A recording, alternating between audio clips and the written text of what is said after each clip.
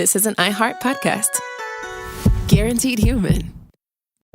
Hey, this is U.S. Olympic gold medalist Tara Davis-Woodhull. And I'm U.S. Paralympic gold medalist Hunter Woodhull. As athletes, our lives are about having a clear path. And a team that you can absolutely trust. So when it came to getting the best mortgage, we chose PennyMac. PennyMac is proud to be the official mortgage provider of Team USA and you. Learn more at pennymac.com. PennyMac Loan Services, LLC, Equal Housing Lender, NMLS ID 35953. Licensed by the Department of Financial Protection and Innovation under the California Residential Mortgage Lending Act. Conditions and restrictions may apply. Support for the show comes from Public, the investing platform for those who take it seriously. On Public, you can build a multi-asset portfolio of stocks, bonds, options, crypto, and now generated assets, which allow you to turn any idea into an investable index with AI. It all starts with your prompt. From renewable energy companies with high free cash flow to semiconductor suppliers growing revenue over 20% year over year, you can literally type any prompt and put the AI to work. It screens thousands of stocks, builds a one-of-a-kind index, and lets you backtest it against the S&P 500. Then you can invest in a few clicks. Generated assets are like ETFs with infinite possibilities, completely customizable and based on your thesis, not someone else's. Go to public.com/podcast and earn an uncapped 1% bonus when you transfer your portfolio. That's public.com/podcast. Paid for by Public Investing. Brokerage services by Open to the Public Investing Inc. Member FINRA and SIPC. Advisory services by Public Advisors LLC, SEC registered advisor. Generated assets is an interactive analysis tool. Output is for informational purposes only and is not an investment recommendation or advice. Complete disclosures available at public.com/disclosures. Do you want to find a stress-free way to buy your next car? Start at CarMax and shop your way. And if you want to browse with confidence, get pre-qualified online with no impact on your credit score and shop cars within your budget. From luxury cars to family rides, CarMax has options for almost every price range, including more than 25,000 cars priced under $25,000. So hey, want to get started? Just head to CarMax.com for details and get pre-qualified today. Want to drive? CarMax. Cool Zone Media. Hey everybody, Robert Evans here, and I wanted to let you know this is a compilation episode. So every episode of the week that just happened is here in one convenient and with somewhat less ads package for you to listen to in a long stretch if you want. If you've been listening to the episodes every day this week, there's going to be nothing new here for you, but you can make your own decisions. Welcome to It Could Happen Here, the podcast that tells you what's going to happen before it's happening. I'm Garrison Davis. Joined with me is Mia Wong. Hello. So today we're going to be talking about predictive programming, something that I assume some conspiracy theorist has accused this show of doing, specifically Robert. But we're not going to talk about us too much. Instead, we're going to talk about the origin of this conspiracy theory and some famous use cases throughout history of how you might have been affected by predictive programming, the listener. So let's start by defining our terms here. Predictive programming is a conspiracy theory that future events are seeded within fictional media like film, TV, video games, and books to subliminally influence the public perception of real-world events. But this isn't simply about movies like just predicting the future. It's an intentional method of large-scale social conditioning used by a conspiracy of deep state government agents and the entertainment industry. This term was coined by a conspiracy theorist named Alan Watt, different from the pop zen writer Alan Watts. Different guy. There's a one-letter difference. I'm sure they share some amount of audience crossover, but they are different people. He kind of coined this concept around the early 2000s, from what I can tell. He's a Scottish-Canadian conspiracy theorist. Oddly enough, he's kind of one of the least problematic conspiracy theorists that I've run into. Like he's openly pushed back on anti-Semitism from David Icke and Alex Jones. Like he just seems to kind of be a silly guy. He died a few years ago.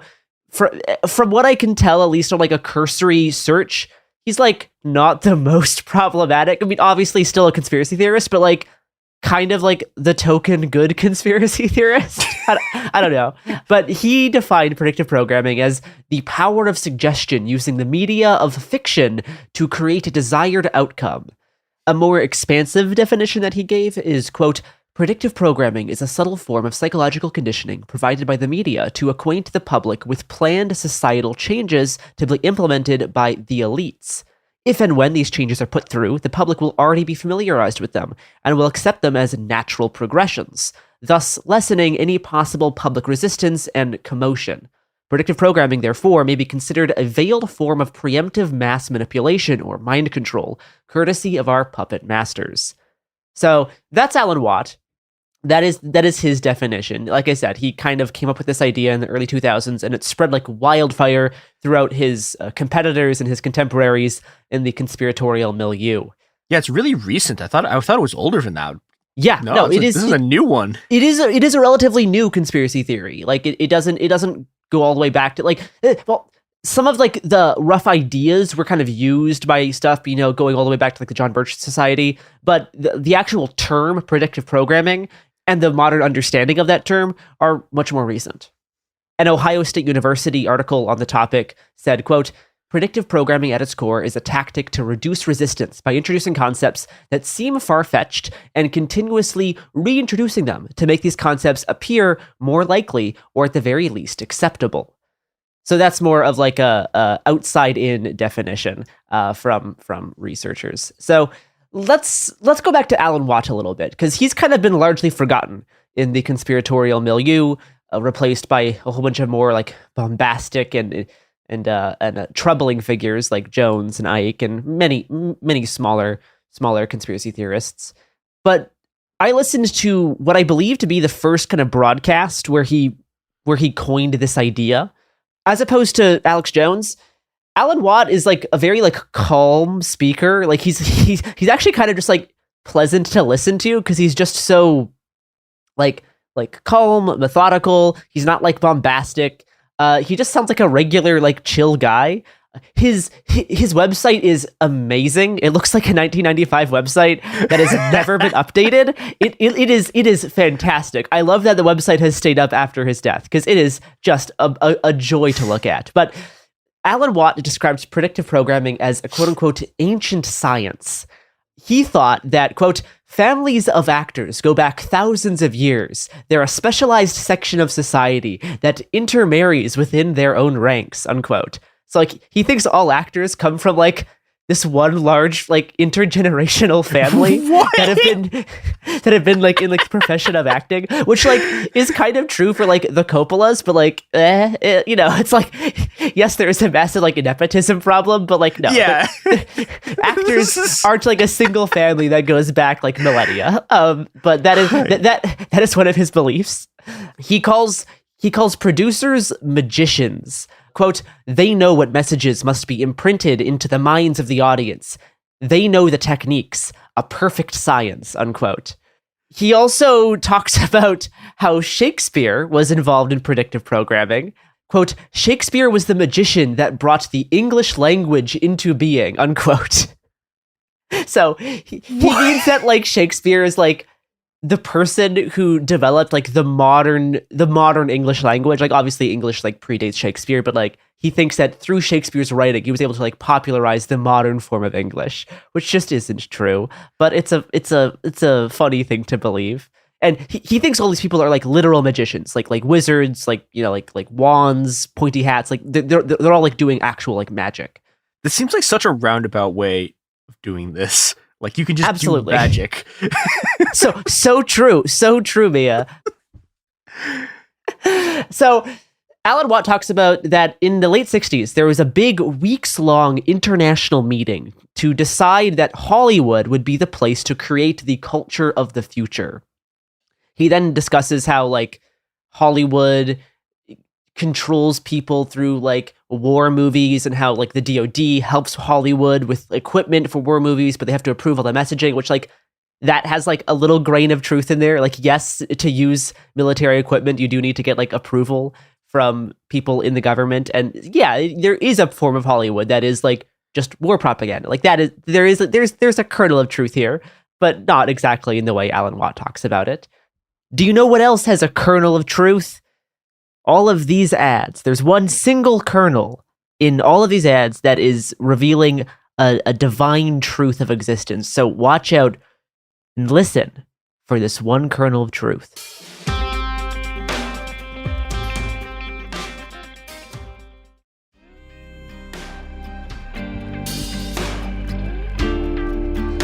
Okay, we are back to talk about Alan Watt and his predictive programming idea, which has spread through the conspiratorial milieu like wildfire. So probably the funniest thing he gets to on this whole Hollywood as magicians rant is, quote, if you look at the word Hollywood, it means holy wood, which of course is the staff of the Magi, the grand magus of the occult. He waves a wand and everything is changed. He casts a spell. So incredible. So he thinks that Hollywood literally refers to like a magic wand, like a holy wood. He then also talks about Hollywood as like a grove, like Hollywood, like the place is a grove, quote, similar to Jewish holy groves in folklore. Moses' staff was placed in a grove, and that was a special place for higher magi to meet, unquote. And I don't think he means this anti-Semitically. It just kind of sounds anti-Semitic. But he talks about how, anyway. You can't even blame the U.S. on this one. This guy's Canadian. Scottish Canadian, yeah. Literally me. I'll read one more Alan Watt quote here, which is just a banger. Hollywood is the magician's wand, holy Holly, which has been used to cast a spell on the unsuspecting public. Things or ideas that would otherwise be seen as bizarre, vulgar, undesirable, or impossible are inserted into films in the realm of fantasy. When the viewer watches these films, his or her mind is left open to suggestion, and the conditioning process begins. These same movies, which are designed to program the average person, can give the discerning viewer a better understanding of the workings and the plan of the world agenda, unquote. So, unlike a lot of modern conspiracy theorists who, refuse to watch movies because of predictive programming, Alan Watt thinks it's actually useful to watch movies because you can get, a future, glimpse at what is going to happen in the world, which is, a neat little difference compared to some of his modern contemporaries. Yeah, you can watch Batman and realize that Occupy Wall Street's happening. Yes, 1 year ago. Yeah, totally. It's predictive programming in the past.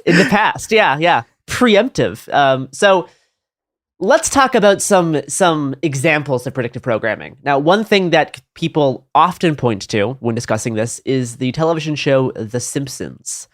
Now, a writer and producer of The Simpsons from back in the 90s, Bill Oakley, gave a statement to Reuters a few years ago about the concept of The Simpsons being able to predict real-world events. Quote, I would say in general, when people say The Simpsons has predicted something, it's that we were really just satirizing real-life events from years before, and because history keeps repeating itself, it just seems like we're predicting things, unquote. Which I think is actually a really great observation. The show actually hasn't made very many predictions. It is often just satirizing actual events from around the time of the show's production. And lots of those events we've just now forgotten in the present. And similar events keep happening in the present, like viruses or Donald Trump running for president, just like he did in the 2000s.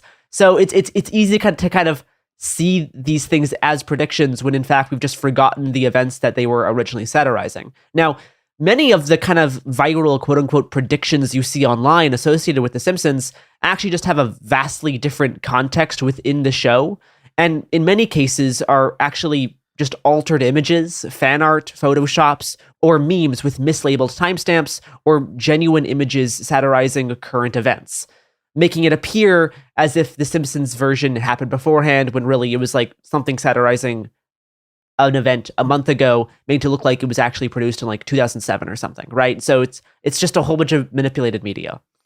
One instance of something that appears to be an impressive prediction, but is actually just showing how the creators of the show pay attention to politics, is the purple suit that President Lisa wears, bearing similarity to Kamala Harris's getup on an inauguration day.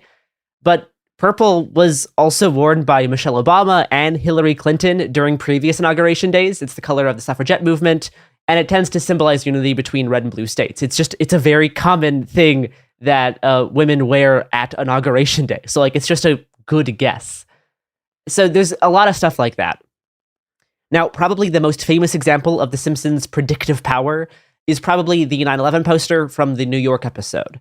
Now, there is a wealth of eerie 9/11 imagery from years before the attack, either associated with the date itself, destruction of the Twin Towers, or in the case of The Simpsons, both. Now, As for the others, 911 is just a common number in the US, so you see it pop up in a lot of stuff. And the Twin Towers, as well as the Statue of Liberty, the Empire State, and the Chrysler Building, are all often used in like post-apocalyptic or like societal collapse destructive artwork.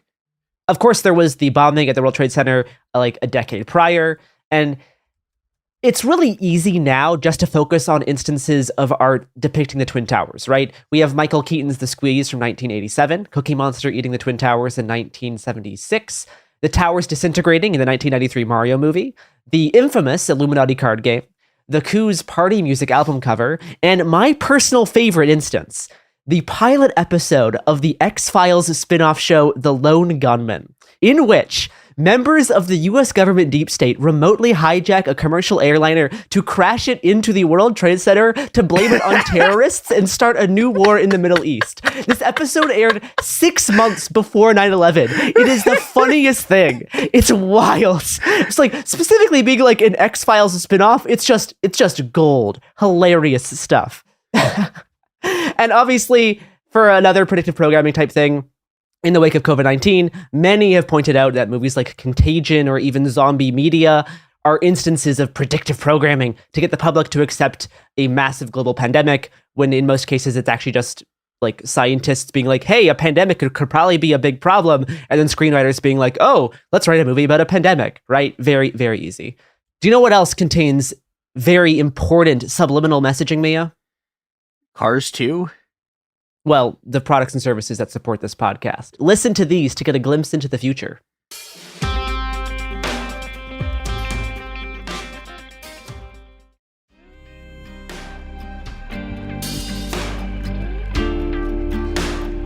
All right, we are back, and we are joined by Robert Evans to give his thoughts on the predictive power of The Simpsons. Hello, Robert. Hey, Garrison, once upon a time, I watched a Simpsons episode where Homer decides not to go to church and instead to stay asleep on Sunday all day. And that really kind of predicted me sleeping in this morning after getting in on a late night flight last night and missing the start of this recording. So the power of predictive programming simply cannot be denied, because there's a scene in that where Homer like closes his eyes and curls his toes and pulls his covers up over himself when he's avoiding church that really predicted me at about 11 a.m. this morning. Well, that's great. Do you know who else is good at predictive programming? Batman. Okay, so we've already talked a little bit about some of the predictive programming conspiracies based on The Dark Knight Rises in the first segment of our Occupy Gotham City episode. You know, how the Aurora, Colorado shooter was a modern MK Ultra victim programmed to distract from the software leaks that'll expose the corrupt elites because his father worked on predictive algorithms for the financial sector, just like the plot of The Dark Knight Rises. It's not the plot of The Dark Knight Rises. Not at all. But let's not forget that the movie also conditioned us to accept a major attack on a big sporting event, something which has also not really happened. So I'll actually be seeing Clyde Lewis again next week, so I will try to get his thoughts on his Dark Knight Rises failed predictions. We'll see how that goes for me. But those are not the only conspiracy theories around this movie. For the next one, we will turn to the king of the lizard people, David Icke. There we go. He claims that when the GCPD are trying to track down the location of Bain's nuclear reactor, there's a shot of a map on which there's a location marked as Sandy Hook. And you'll never guess what happened 5 months after The Dark Knight Rises came out. Oh my God. Yeah. So, man. It's so yes. so bad. Now, I've looked into this a decent bit, because yes, there is a location on the map of Gotham City marked Sandy Hook. Now, this is probably named after Sandy Hook, New Jersey. Yeah. Just south of New York City. As on the Batman map, it is an island that is just south of Gotham City. In the comics, it's called Tri-Corner Island. For like the specific map of Gotham they use is from like the 1990s, and it's called Tri-Corner Island. I think they renamed it to Sandy Hook in the Dark Knight Rises. So a similar map in the movie was used for marketing materials that labeled Sandy Hook as a neighborhood in Gotham. And this map also contained a neighborhood called the Narrows, a common Gotham borough in Batman lore. God. In the wake of the Sandy Hook shooting, this led schools in Narrows, Virginia, to delay the return of students from winter break to install additional security precautions. And this was all based on a conspiracy article titled, "Is Narrows the site of the next school massacre?" God. Which, of course, it wasn't. But clear, folks, there are Sandy Hooks towns named Sandy Hooks in Connecticut, Indiana, Kentucky, Maryland, Mississippi, Missouri, Virginia, Wisconsin. Like, it's there's a lot of them. We've made a lot of them. There's a lot of places that are sandy and look like a hook. And the secondary problem with this is that we have school shootings in so many places that if you just have a map in any movie, there's like a 1 in 12 chance that there's going to be a shooting there now. So great society we've built. I do kind of wonder, is this something that we've like inoculated ourselves against by having so many school shootings? Like, because you could never, Sandy Hook got so much attention because like we didn't have as many shootings back then and it was so terrible. And like maybe now we move on to, because it like what you're talking about elements of this, but like people are still obsessed over the Sandy Hook shooting today in a way that like I don't think most mass shooting victims have to deal with, like it becoming the center of this national mania campaign. Yeah. And many pointed out that this Batman conspiracy theory is kind of incongruent with other Sandy Hook conspiracy theories, being like it's supposed to be a big shocking incident to get people to start like wanting gun control versus why would they try to warn us about it happening if the point of it is to be shocking? Like it doesn't quite make sense, as most conspiracy theories do. But David Icke said, quote, "The Dark Knight Rises is classic Saturn symbolism and Satanists worship Saturn." So there you go. Now, curiously, do you know who else lives in Sandy Hook? Suzanne Collins, the author of The Hunger Games, which leads us to our next topic, The Hunger Games. I found this amazing blog called Through Ancient Eyes by this British guy named Neil, who's obsessed with the occult and is like a David Icke fanboy. This blog is glorious. So I'll start by reading the opening paragraph from this blog. Quote, "Don't think for a minute that the script for the Hunger Games books is purely fiction. Here we have predictive programming at its finest. What I saw was the second part of a 3-part narrative that clearly plants ideas of acceptance, sacrifice, and revolution in the minds of youth. The books are awash with symbols and archetypes that seem to be classic programming devices, and more alarmingly, the books seem to project a very viable future for not only America, but for the world." Unquote. I mean, look, he's not entirely wrong. Because of all of the pieces of revolutionary literature and nonfiction that have come out during our lifetimes, The Hunger Games has inspired a lot more revolutions than absolutely anything else. Absolutely. That's why this one is so fun, is because 2020 was like a not insignificant part of 2020 was due to a whole bunch of kids growing up with the Hunger Games. No, I know people who are still fighting in the jungle, so in part because of that book. Yes, exactly. So we will get into that in a bit. Now, Neil believes that the country of Panam is, quote, "clearly a reference to both Arcadia and the Greek god Pan," unquote. No, it's an author who was up late at night looking for country names and remembered an old airline. Like, that's what was going on. The region of Arcadia was home to Pan and characterized by a vast wilderness with its lavish parties for the god of the wild and his nymphs. Quote, "The Hunger Games capital is an urban forest of the gods. In its classic symbolic reversal of the true meaning, it becomes a city dedicated to all that would be the opposite of true freedom," unquote. Now, Neil loves symbolic reversal.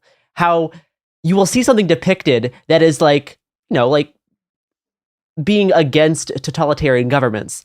This is actually symbolic reversal, where it's actually pro-authoritarian governments. This is how he talks about the entirety of the movie, and how it's actually trying to like seed acceptance for a one world order military police state. Similar to David Icke, Neil also notes the Saturnian symbolism, with the goat imagery of the astral sign Capricorn linking to Pan, as well as the composite representation of the devil image Baphomet. Now, I am not a planetary magic guy in general, but Saturn is often like linked to like the harvest, to destruction, chaos. It's a whole thing. But Neil says, quote, both Capricorn and Aquarius are ruled by Saturn and its hidden vibrationality effect on the powers that be, banking, law, education. Therefore, Panem is the ultimate Saturn city of the future. Panem is very much the typical totalitarian future Nazi-like city. It is also a word that links to pandemonium in the form of a pandemic. Is the Hunger Games preparing the youth of today for some kind of tyrannical future born out of the events of the next decade that will lead to global pandemonium? Which is, unfortunately, a pretty good prediction. Coming from the early 2010s. Yeah, they kind of were talking about a pandemic that leads to global unrest, rebelling against a tyrannical future. So pretty good analysis by Neil there. Now, Neil also notes, curious linkages between the segregated 12 districts of Panem, just as our perception of time is governed by 12 hours and months. Oh my God. He breaks down Panem even further, claiming that the letter E and the letter M are like numerology references, the E linking to the Intel and Saturn-like Explorer logos. And Neil says, quote, according to some researchers, which is a great way to start a sentence, according to some researchers, the letter E is a very important letter number because it represents the fifth essence or element, the power of transcendence. No, has the gematria started? Oh yeah, no. Absolutely. No. Oh God. He goes all out on the letter M. The letter M is a very important letter in the mystery schools of antiquity. Being the numerology equivalent of 13. This, of course, relates to the 13 original districts, or the 12 sectors around the one capital. Oh, yeah, sure. There are, of course, 12 jurors and 1 judge. The M, or the 13th letter, is the master with 12 disciples. And esoterically speaking, 13 is the experiencer of the 12 signs of the zodiac. There are 12 months in the Gregorian sun calendar and 13 months in the lunar calendar. There were 13 districts, but now only 12 remain. There were 13 colonies. The U.S. is Satanism. So true, Mia. There's a lot of talk about how like kids can't read anymore because how we fucked up like reading education, around like the early aughts and shit, and like the damage that's done. But this is showing that like you've got a bunch of boomers who are going through these books, who are reading them very carefully, who are Googling every word in them to see if there's different things. Yeah. And they catch all of this, like put all this weird maniac shit together, but they don't just get that like, yeah, if you tell kids a simple story about another young person overthrowing a tyrannical government, maybe they'll burn down their Capitol building. What? Absolutely. It's happened before and it'll happen again. Neil gets obsessed with all these little tiny rabbit holes that are ultimately meaningless and like misses the very glaring obvious thing right before his eyes. He says numbers and letters are vibrational codes that affect the subconscious. The more I look at Saturn symbolism, the more I see a thought form, waveform, or a vibrational pattern that permeates the collective thinking of humanity. No, you miss the obvious and more like there's all this obsession with like numerology, and it's like, well, no, a big part of why the Hunger Games caught on to people and was like so easy to like meme and spread as part of these revolutionary actions is they had like a hand thing that you did. They had a little salute, and like kids could do it to each other. It's the same shit. Neil is not a fan of the salute, by the way. Well, that's good. I'm sure he's got some fascinating opinions on that shit. Oh, he sure does. And we will hear his extremely fascinating opinions on the three-finger salute, as well as other Hunger Games conspiracies, and new upcoming predictive programming conspiracies based around the Civil War movie in the next episode. So stay tuned tomorrow for even more exciting news on how you can predict the future by watching movies. See you tomorrow.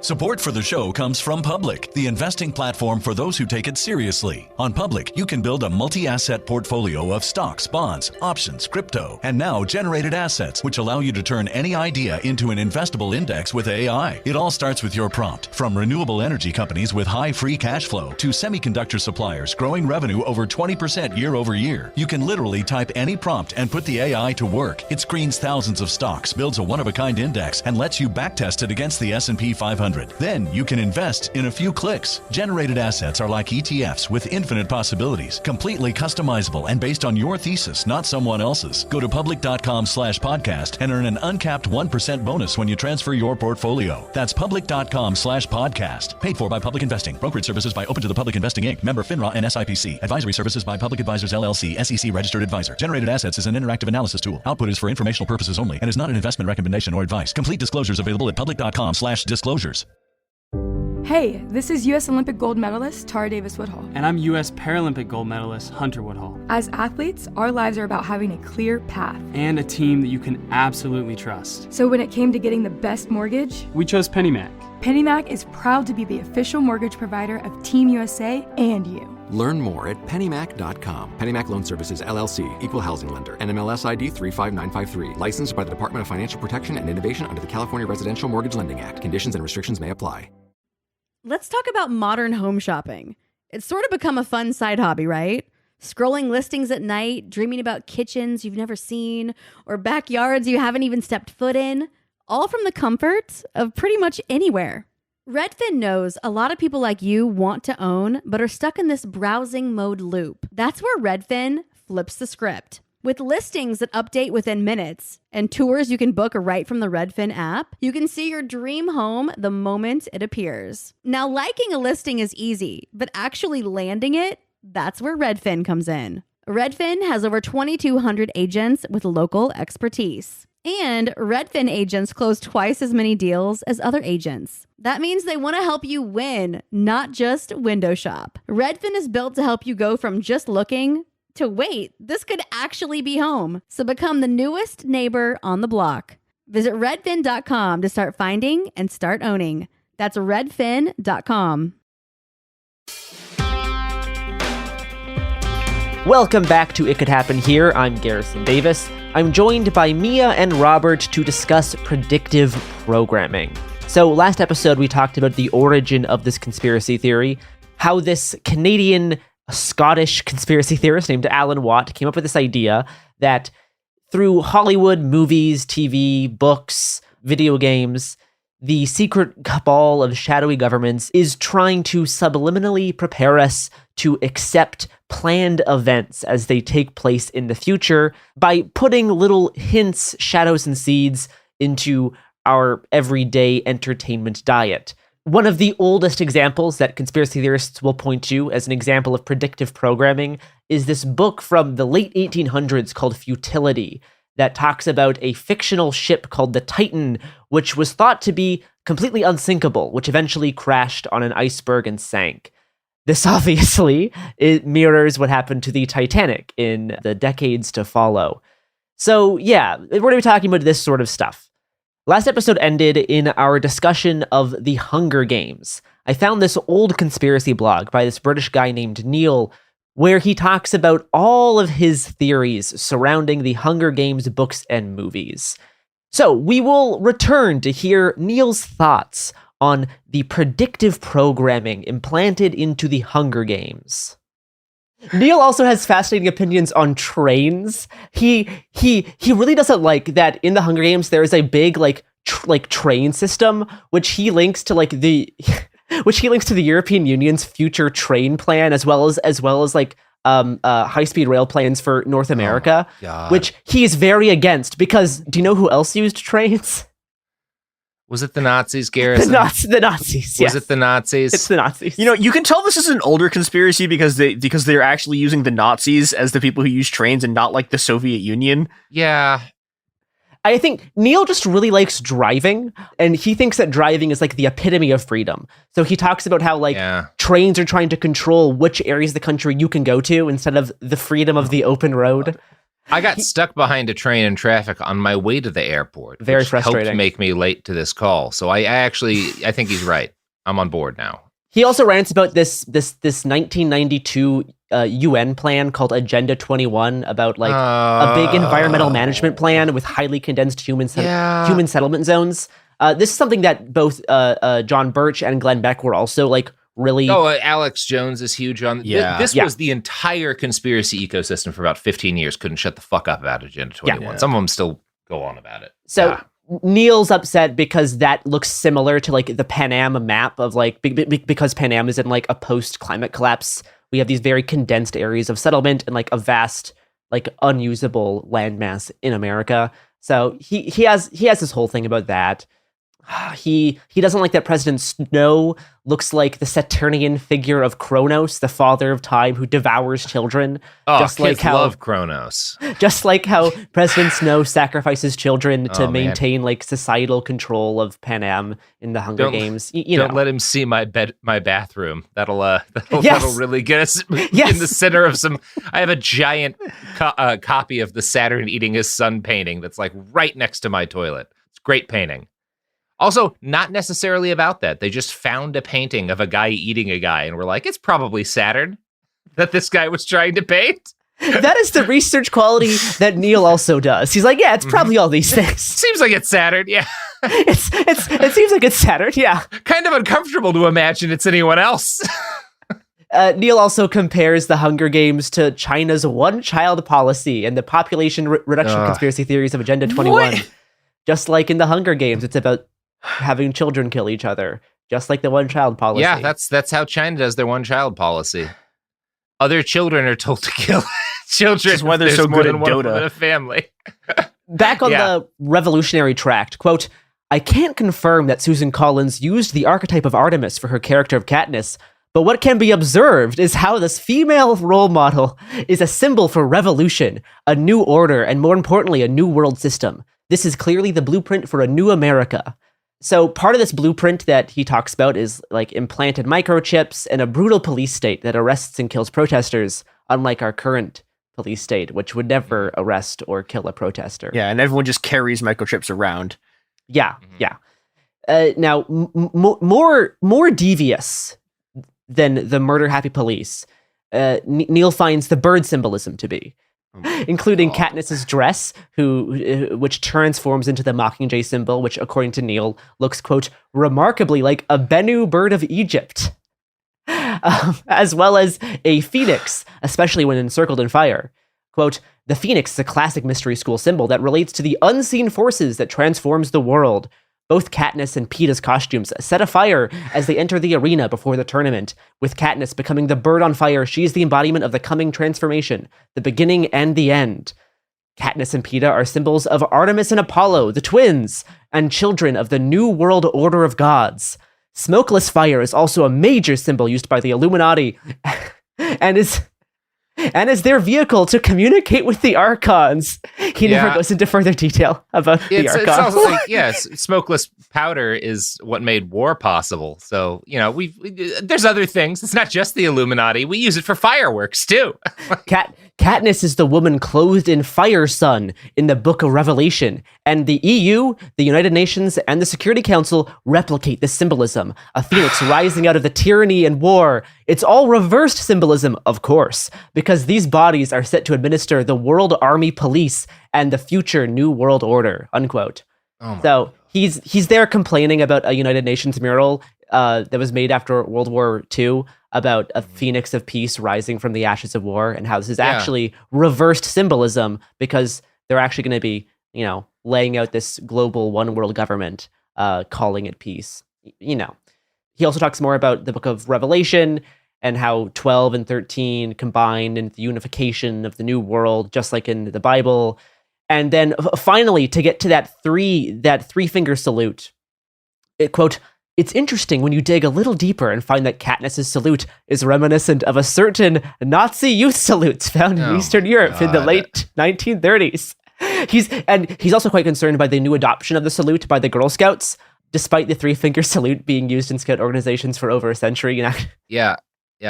Like the Boy Scouts have are sinister, but not because of the salute. No, the salute is the least of the problems with the Scout agencies. That was a brief moment of reprieve for a lot of those boys getting to do a salute.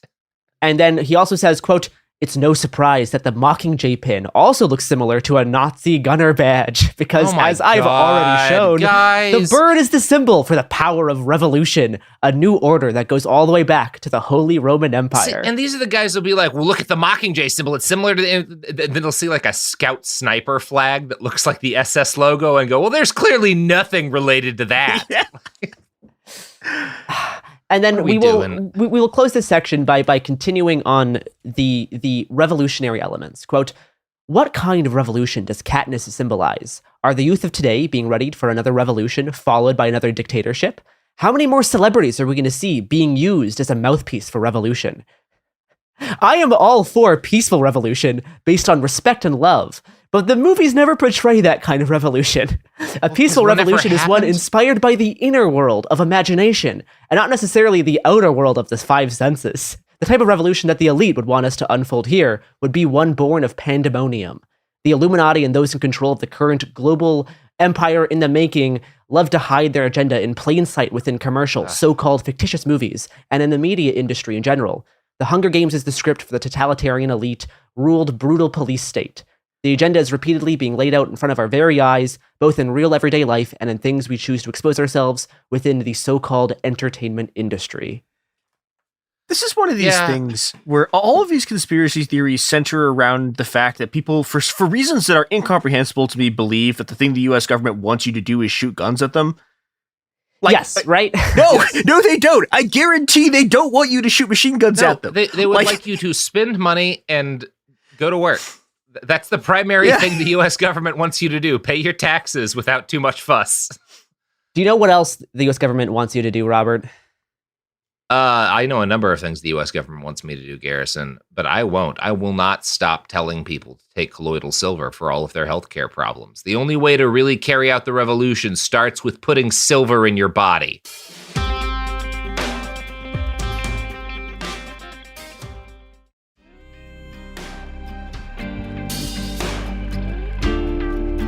All right, we are back. I've actually always wanted to do the topical silver and get that like blue skin. I thought that'd be kind of cool. You have to do a lot of it, Garrison. I'm well aware. I feel like we can achieve this with body paint. I do find it very funny that they're so obsessed with the Hunger Games as this is the elite showing you how they're going to crack down on all of us.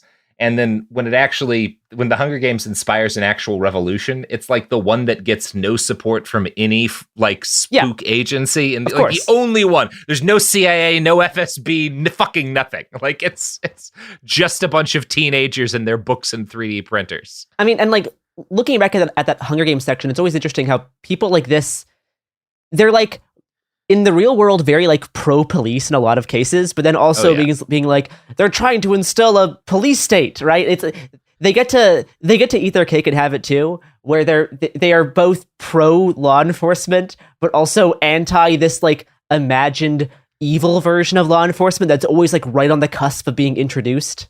There's a through line there, which is that they are anti whatever it seems like people are telling them is like obviously okay. It's oppositional defiant. It's the same reason why like you think that you're living in a normal Earth, so it's got to be a hollow Earth, right? Yeah. Like it's this. If something is popular, if a movie's popular, it can't just be a movie that people liked. And if it's like, you know, I saw the first Hunger Games movie, and I tried to read the books, and I was like, nah, I can't read these. You know, they were not written for me. Like it's just, I was not interested in them. And that's all I really thought about it. But like certain people, if they see something popular and they don't immediately fall in love with it, they have to come up with some reason why it's sinister. And it's the same thing that leads them to reject everything else, right? That like if other people like something and I don't get it, or I feel weird or don't understand it, then it has to be a fucking conspiracy. Like that used to be 1% of this country, and through social media, it's become like half of us because it's a deeply addictive way to feel. I think the most sinister thing about the new Hunger Games is that They did not put nearly enough Hunter Schafer in that movie. So let's I don't know who that is. let's continue to the last. That's got to be predictive. Hunter Shaver. So they're wanting. Okay, so this is like very clearly. Well, Oh no. Oh no. I could go into like they're trying to make the kids trans, right? They want them to like hunt down their parents Oh my and God. shave. Schaefer's literally And trans. shave, right? And She's shave, like- you know? Hunter One of the most Schaefer's famous literally trans women on trans. Earth. Well, I'm saying you could easily turn it into a conspiracy theory, Garrison. You could make it work. So lastly, we're going to talk about the new hit movie Leave the World Behind. Oh. Garrison made me watch this. I'm never going to forgive them for it. It is one of the most recent examples of a movie sparking predictive programming conspiracies. It's by the creator of Mr. Robot, which retroactively makes Mr. Robot much worse. Now, there is a few does. reasons why this movie has caused so much uproar. A major factor being that it's produced by the Obamas, as in the presidents. Very irresponsible. There's Havana syndrome references, discussion of an evil cabal that runs the world, plans to collapse the United States, and the two child leads wear T-shirts that read "Obey" and "NASA" respectively, which has been the cause of a lot of discourse among the far right. Gotta obey NASA. Yeah. Yeah. The left's long-term plan. Look, several of the letters in NASA are also in Stalin. Are you going to tell me that's a coincidence? Yeah, probably. I will now share this clip from Steve Bannon, who had a Dutch far-right e-girl on his show to discuss the movie. No. He's doing good then. So he's doing good. That's good. I was worried about Steve. Okay, so we see a movie here now that is co-produced by the Obamas about the potential cyber attack, which causes mayhem, obviously. And I saw it, and it reminded me an awful lot of the narrative portrayed in a video published about 2 years ago by the World Economic Forum. And this was a video in which they supposedly warned us for a cyber pandemic. Interesting choice of words there. And they detail what could happen if we are under a cyber attack, and that the only way that we could solve an attack like that would be to disconnect everything and everyone completely from the internet. So I figured this seems to me like a classic case of predictive programming, where not just the World Economic Forum, but now also through movies and, fictional stories, they are trying to prepare the public to the idea of cyber attacks and the potential chaos that could come with that. So that is her big problems with the movie, which we'll see echoed in a lot of the people we talk about here, with the World Economic Forum's warning about a big cyber attack. She then went on to rant about the movie's anti-white sentiments, probably from the Obamas' involvement. Clearly. Yeah. She has almost 1 million followers on Twitter. It is wild. Also, because she's Dutch, her last name is, and I shit you not, Vlardinger Broke. So great stuff happening in the Dutch. Yeah, what is that predicting? For a summary of the movie, I'll let this conspiracy theory TikTok explain the basic themes that we'll be discussing here. Essentially, the movie is about the downfall of civilization and how it's done in 3 steps. First step being that the government is going to be toppled from within. Next one, that it's going to be littered with disinformation and misinformation to confuse the masses and to create chaos. The third step, if the first and second step are done correctly, is going to cause basically a civil war, causing the paranoid and problematic to start turning on each other. The little girl is obsessed with the last episode of Friends called How It Ends, which is interesting because the star of the movie, Julia Roberts, also dated Matthew Perry way back. Matthew Perry, who also passed away earlier this year. The movie also references like billionaires and their bunkers, and it references the cabal on way more than one occasion. The heart of it is that the cabal has fallen, and so nobody is in charge, and this is what's leading to the fall of the United States of America, essentially. It has a very predictive programming feel to it. And I mean, with the Obamas and the constant references to water, planes crash in the water, and a boat called the White Lion runs up on shore from the ocean. Everybody wants water. They're constantly drinking water. Here's some water. You want some water? Didn't the Obama chef just drown? I can't watch anything anymore. I can't enjoy anything anymore. To sum it up, the entire movie itself doesn't even have a plot. There's no real storyline to this movie, and the ending is awful. If I were not paying attention like I am, I would think the movie would be terrible. There's no resolution. There's no real start. It just seems like it's just here. Just here. It's just telling you. And one more thing. It talks about microwave, EMP, like... Okay, that's that. Their brains are so melted that, like, they can't see a movie made in the image of all of their fears is made in the image of all their fears. Like, it's so unsettling. It doesn't even start properly. It just begins. You're just in it. Like, I know. Yeah, man, that's kind of how a movie goes. I like how she talks about she can't enjoy movies anymore, which is like the end result of all these conspiracy theorists. Like, they just can't enjoy life because they see everything as this series of like interconnected incidents leading to some kind of grand narrative that just makes it impossible to like actually like be happy, which is probably the funniest thing. That she thinks the movie predicted the death of the Obama's chef, which I don't even know if that's real. Yeah, but if you're one of these people, that's the most significant thing that's happened the last 18 months. The Right. Obama chef and Matthew Perry are like the Rosetta Stone for everything that's wrong in society, and not just two people who died because it's a year. Because Matthew Perry used to date Jessica Roberts, who's the star of the movie. Of course. And there's Friends references all throughout the film. So it's all Yes. connected. Subtle Friends references in the movie leave very the world subtle. behind. You miss them if you don't pay attention. So the last conspiracy theorist we're going to talk about is this like metaphysical influencer named Tristan Haggard, who spends most of his time on stream selling hormone supplements for men so that they can boost their testosterone and stop being soy boys while discussing various conspiracies. Love it. He says, quote, cyber attacks, biowarfare, weaponized Lyme's disease, Lone Star tick, and chronic wasting disease, things that get you to stop eating meat. These things, these types of programs are seeded throughout the film. I feel like the tick bite and a lot of that stuff might have been a little bit of that DARPA extracurricular script editions. Yeah, unquote. Yeah, sure. Yeah, of course. The fact that a kid gets bit by a tick and gets all fucked up is like trying to stop you from eating They're trying to stop you from eating meat. Quote, I feel like the average normie might not put together the Lyme's disease possible bioweapon connection, unquote. Amazing. Yeah, I don't think the average normie might not put that one together.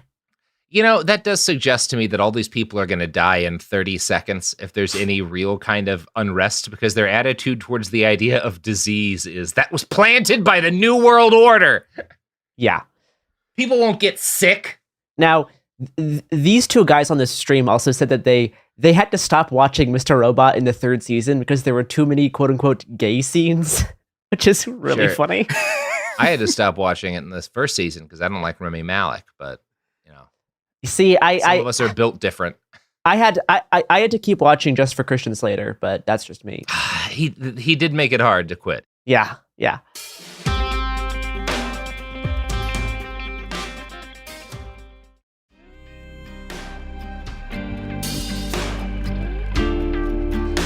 So most of the time, these two guys on their conspiracy podcast just complain about how Ethan Hawke is a weak little soy boy, and That's all not of the unfair. and all of the quote unquote BIPOC people were more like put together and more commanding. They constantly say BIPOC, which is an interesting choice from them. That is really fascinating, especially since Mahershala Ali's daughter isn't really a character in that movie. Mahershala Ali is okay because he's a great actor, but like it's not like all of the characters who aren't white are like written stirringly well. Most of the characters in this movie are written like dog shit. They're all incredibly Ali just unlikable. elevates things. Yeah. But Tristan here says, quote, there's so much predictive programming and social engineering of how the mechanics of possible collapse of the power grid collapse and the communications would result in basically chaos. And then I have this little clip here of him talking about the big cyber attack. Right now, a lot of people are saying, "Oh, this is predictive programming. They're going to do this cyber attack." And we've been talking about this type of stuff for years, right? With the cyber polygon exercises and the World Economic Forum, and working with defense contractors, military intelligence, and whatnot, working on the possible scenario of a cyber attack. Right? The cyber attack is one of these scenarios that they're saying it's got to happen. It's coming. The big cyber attack's coming. But I feel like films like this, the intention could be to make people so afraid of just the mere possibility of a total collapse like this. So they obviously sound like they know what they're talking about there. That's very, very, very polished.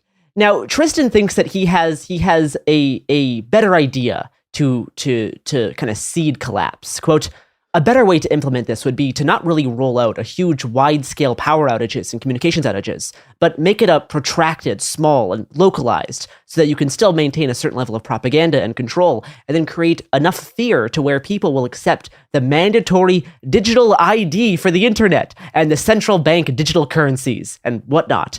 It's like a limited type of thing, a regional type of thing, that then is hyped up to be the worst thing ever," unquote. These guys are really talking about this mandatory digital ID and the central bank digital currencies as being this big threat. And there's going to just be any day this cyber attack, which is going to force us to all adopt this digital ID to be able to sign into the internet. Quote, "All you have to do is have most of the normal people afraid enough of the possible scenario and tease it. It's almost like a cyber attack brinksmanship type of thing," unquote. So they think that you don't actually need to have the cyber attack. You just need to have people afraid enough that it could happen by talking about it in media, film, TV, all this sort of stuff. You can't even get people to change their passwords. I don't. And it's so funny because the past few months there actually has been a decent number of cyber attacks Constantly, yes. which are a constant influx, which are all just being constantly handled, and it's not led to any of these massive apocalyptic scenarios that they're talking about. No, the movie part of how the movie has to make this has to make it why the movie is set in the middle of nowhere is that if it's set in a city and the internet goes out, the way people would actually respond would be the way they respond when there's just some sort of random outage initially, oh shit, my phone doesn't work right now. I guess I got to figure something else out for a second. It's easier to have it seem disconnected and completely disorienting when you have everybody out in the middle of nowhere without other people around to make shit make sense. I'm going to play one more clip from Tristan's live stream here. I feel like. Well, also, they haven't been building all of this technocracy stuff to throw it away. Exactly. Right? They've been building it to implement it. So if there was an outage or the cyber attack or whatever, this would be some temporary limited thing, hyped up into oblivion. And, it was all the Trump MAGA people, or it was all the Christians that did it to get working with Russia, right? That's what they're going to say. Yeah. Yeah, totally. They're going to blame the big cyber attack on the Trump Christians. That's going to be who's going to launch the big attack. Totally. Absolutely. That's who everyone will assume knew how to do a hack is the Trumpers. Yeah. Amazing. We taught them how to change the settings on their smart TV, and now they've hacked the planet. What did we do? As soon as you turn off motion smoothing, then you're ready to go. They're going to hack the system, get in, shut everything down. Oh, Lord. So this Tristan guy was getting hundreds of dollars in super chats on this stream. He's verified on YouTube. He has over 100,000 subscribers, and he is has some of the not very hidden anti-Semitism, but I am kind of surprised that he's able to say as much as he is while still being verified and getting all this money, because he has this line towards the end of his stream, quote, "The little girl is inside the house with the bunker that everyone else was trying to go to, and she's sitting at the table surrounded by goy slop. She's just got all the freaking kibble foods like Funyuns and Doritos. She's having a feast of gluttony. It's all freaking globo homo kibble. Fruity Pebbles and stuff. She's just gluttonously consuming a bunch of, trash, processed foods. She's just all alone, just looking kind of autistic," unquote. What the fuck? So yeah, he's just talking about like goy slop. Like there's like the Jews are creating junk food to pacify. They want you to eat worms and stuff. Yeah, exactly. So that is most of his interesting opinions on Leave the World Behind. A pretty bad movie. A pretty bad movie. You know, there's one real conspiracy theory about it. It has nothing to do with the Obamas or predictive programming. We see a character at the beginning of the movie, a survivalist prepping to take care of his family, even though no one knows a disaster is coming. And later, near the end of the movie, when Ethan Hawke's son is sick, we meet the survivalist again. It turns out he's a handyman. He lives in the edge of town, and he's played by Kevin Bacon. Now, Garrison, in the classic film Tremors, Kevin Bacon plays a handyman character who, with his friend Earl Bassett, played by Fred Ward, has to fight off an attack by subterranean ancient giant worm beasts in order to save himself and his small community. Like and Dune.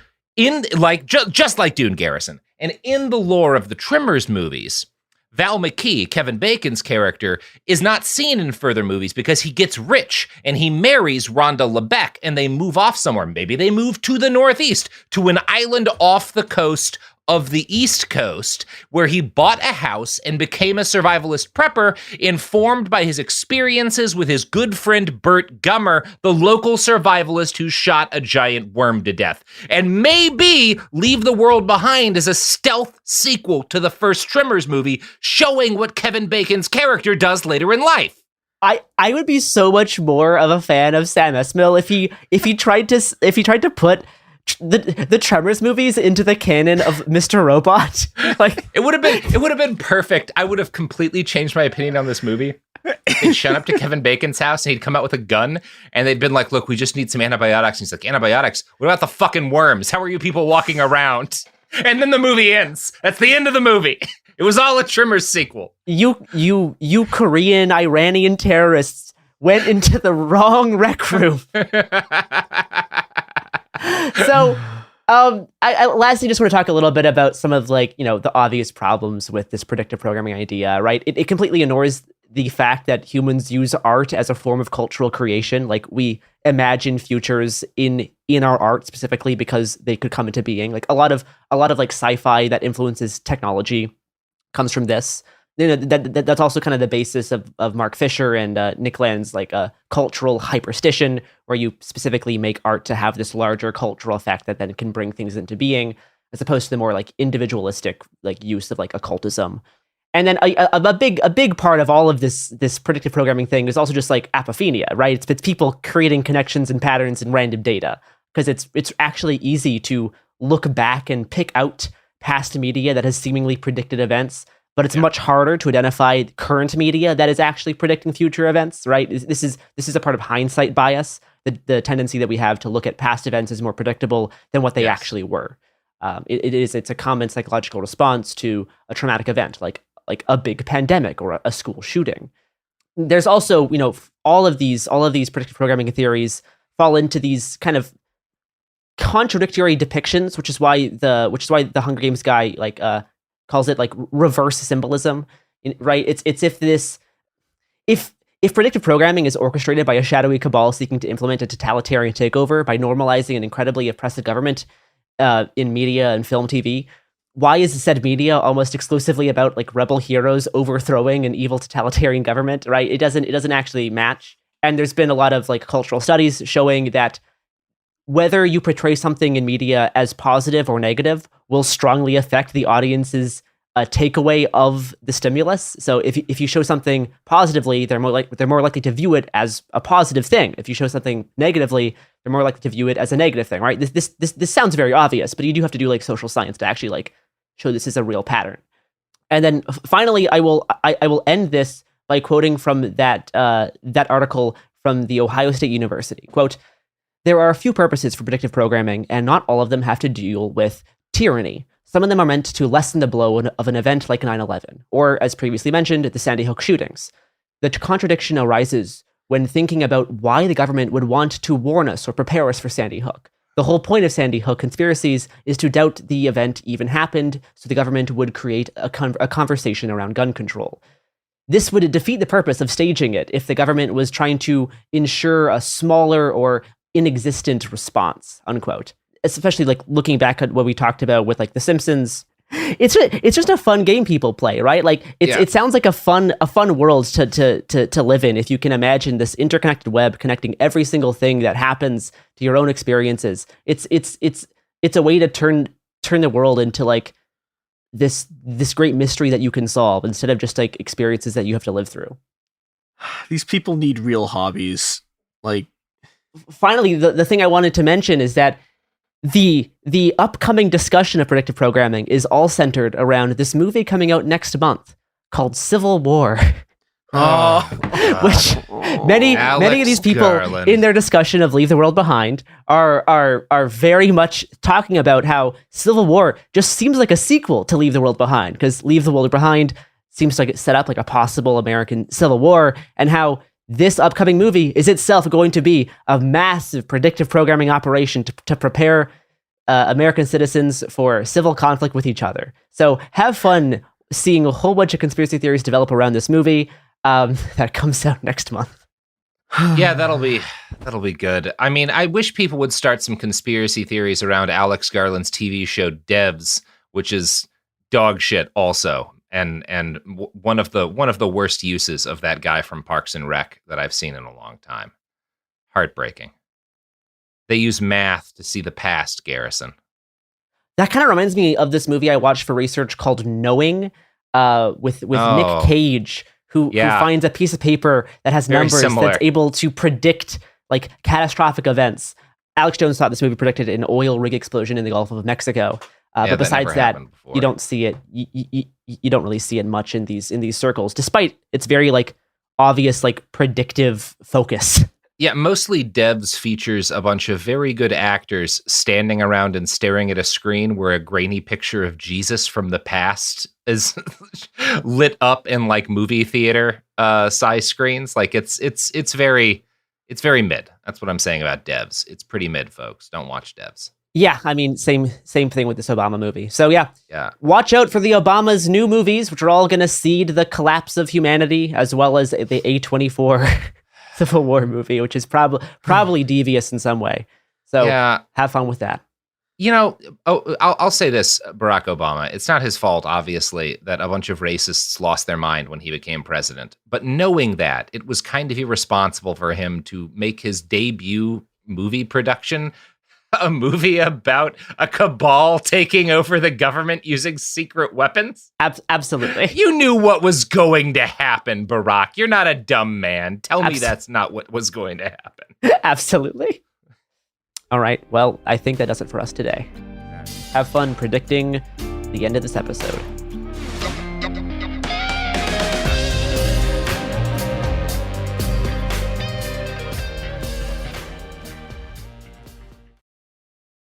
Support for the show comes from Public, the investing platform for those who take it seriously. On Public, you can build a multi-asset portfolio of stocks, bonds, options, crypto, and now generated assets, which allow you to turn any idea into an investable index with AI. It all starts with your prompt. From renewable energy companies with high free cash flow to semiconductor suppliers growing revenue over 20% year over year, you can literally type any prompt and put the AI to work. It screens thousands of stocks, builds a one-of-a-kind index, and lets you backtest it against the S&P 500. Then you can invest in a few clicks. Generated assets are like ETFs with infinite possibilities, completely customizable and based on your thesis, not someone else's. Go to public.com/podcast and earn an uncapped 1% bonus when you transfer your portfolio. That's public.com/podcast. Paid for by Public Investing. Brokerage services by Open to the Public Investing Inc. Member FINRA and SIPC. Advisory services by Public Advisors LLC, SEC registered advisor. Generated assets is an interactive analysis tool. Output is for informational purposes only and is not an investment recommendation or advice. Complete disclosures available at public.com/disclosures.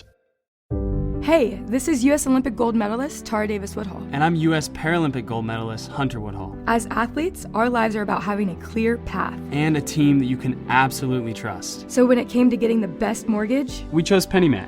PennyMac is proud to be the official mortgage provider of Team USA and you. Learn more at pennymac.com. PennyMac Loan Services, LLC, Equal Housing Lender, NMLS ID 35953. Licensed by the Department of Financial Protection and Innovation under the California Residential Mortgage Lending Act. Conditions and restrictions may apply. Let's talk about modern home shopping. It's sort of become a fun side hobby, right? Scrolling listings at night, dreaming about kitchens you've never seen, or backyards you haven't even stepped foot in, all from the comfort of pretty much anywhere. Redfin knows a lot of people like you want to own, but are stuck in this browsing mode loop. That's where Redfin flips the script. With listings that update within minutes and tours you can book right from the Redfin app, you can see your dream home the moment it appears. Now, liking a listing is easy, but actually landing it, that's where Redfin comes in. Redfin has over 2,200 agents with local expertise. And Redfin agents close twice as many deals as other agents. That means they want to help you win, not just window shop. Redfin is built to help you go from just looking to wait, this could actually be home. So become the newest neighbor on the block. Visit redfin.com to start finding and start owning. That's redfin.com. Hello, good morning, good afternoon, good evening, and good night. I'm Andrew Sage, and I run the YouTube channel Andrewism, but this is It Could Happen Here. Today I'm carrying on my discussion of everyone's favorite subject, collapse. I'm here, of course, with Garrison. And last time we spoke about the what, why, and how of collapse, as well as the many ways people respond when confronted with this crisis. So if you're curious about that, you can listen to the previous discussion. One thing I didn't touch on last time was the various levels of awareness that people have about collapse. Because as with most things in this life, it exists on more of a spectrum than anything. We're all on this learning journey, and some people are further along, if you could even really relate it in that way, than others. Some discussions of collapse are informed by author Paul Shafurka's stages of collapse. There are 5 stages in total, and the first stage is dead asleep, which is where you're really just vibing. You know, you can see some issues in the world here and there, but that could be fixed, right? All we gotta do is organize a bit better, change our behavior slightly, tweak the rules, and we'll be fine. But then you move on to the next stage, which is the awareness of one fundamental problem. Is when you realize, oh, there's something structurally wrong, but you're only seeing one part of that structural flaw. So it seems everything is not, cash money. Maybe you found out about the depths of systemic racism or imperialism or overfishing or mass extinction or fracking. And, as one does, you start to freak out a little bit. Maybe you mobilize to bring some awareness of this issue. Just so people know that, something is wrong, let's fix it. And that one problem can even consume you entirely. And then consuming all that knowledge about that one problem, you keep learning. And if you really do keep learning and are open to learning more and more about the issue, eventually reach an awareness of many problems, the next stage. The more you learn, the more you worry. You take in all sorts of information and begin to see how complex and multifaceted the world's problems are. Now it's hard for you to even prioritize which issue needs to be dealt with first. In fact, you're so overwhelmed that you might be reluctant to acknowledge new problems because you already have so much on your plate. Alas, you cannot ignore the other problems forever, not unless you want to keep running in circles. So you get to the stage of awareness of the interconnections between the many problems. It starts to dawn on you that there are no easy solutions. Shutting down factory farms may lay off millions and leave perhaps hundreds of millions without a complete meal. Or efforts to raise the standard of living in the developing world through industrialization in the footsteps of the developed world just might accelerate the Earth's demise and profit a select few. At least you're thinking on the systems level now, beyond the symptoms toward the source. Perhaps there is no one solution. Perhaps the gravity of such a solution may be too much to bear. So finally, in the last stage, you get to awareness that the predicament encompasses all aspects of life. So much so that you might even pine after ignorance, as you realize that this series of problems, or rather this all-encompassing capital P predicament, includes everything we do, how we do what we do, how we relate, and how we affect the entire planet. The predicament is so massive, you might even reach a point where you're just like, there is no capital S solution to this capital P predicament. No easy answer, no quick fix, and you can't do it alone. So, now what? Now, in the last episode, I would have spoken about a couple different responses that people have had to collapse. slumber, denial, apathy, preoccupation, hedonism, overwhelmment, blind hope, individual change, progress worship, leader worship, apocalypse worship, despair. But as promised for this episode, I want to be a bit more constructive in focus. And so, to answer the question really, is there any way out? But before I get to that, Garrison, do you think there are any stages I might have missed in that progression of understanding, or what have you observed in your experience? I mean, one thing I kind of will reiterate that is this is something that was talked about a lot when Robert was putting together the second season of It Could Happen Here is trying to avoid, like looking at collapse as one singular moment and more as this, like, it's a more Gaussian, more fuzzy, slow crumbling of things that we have grown to rely on.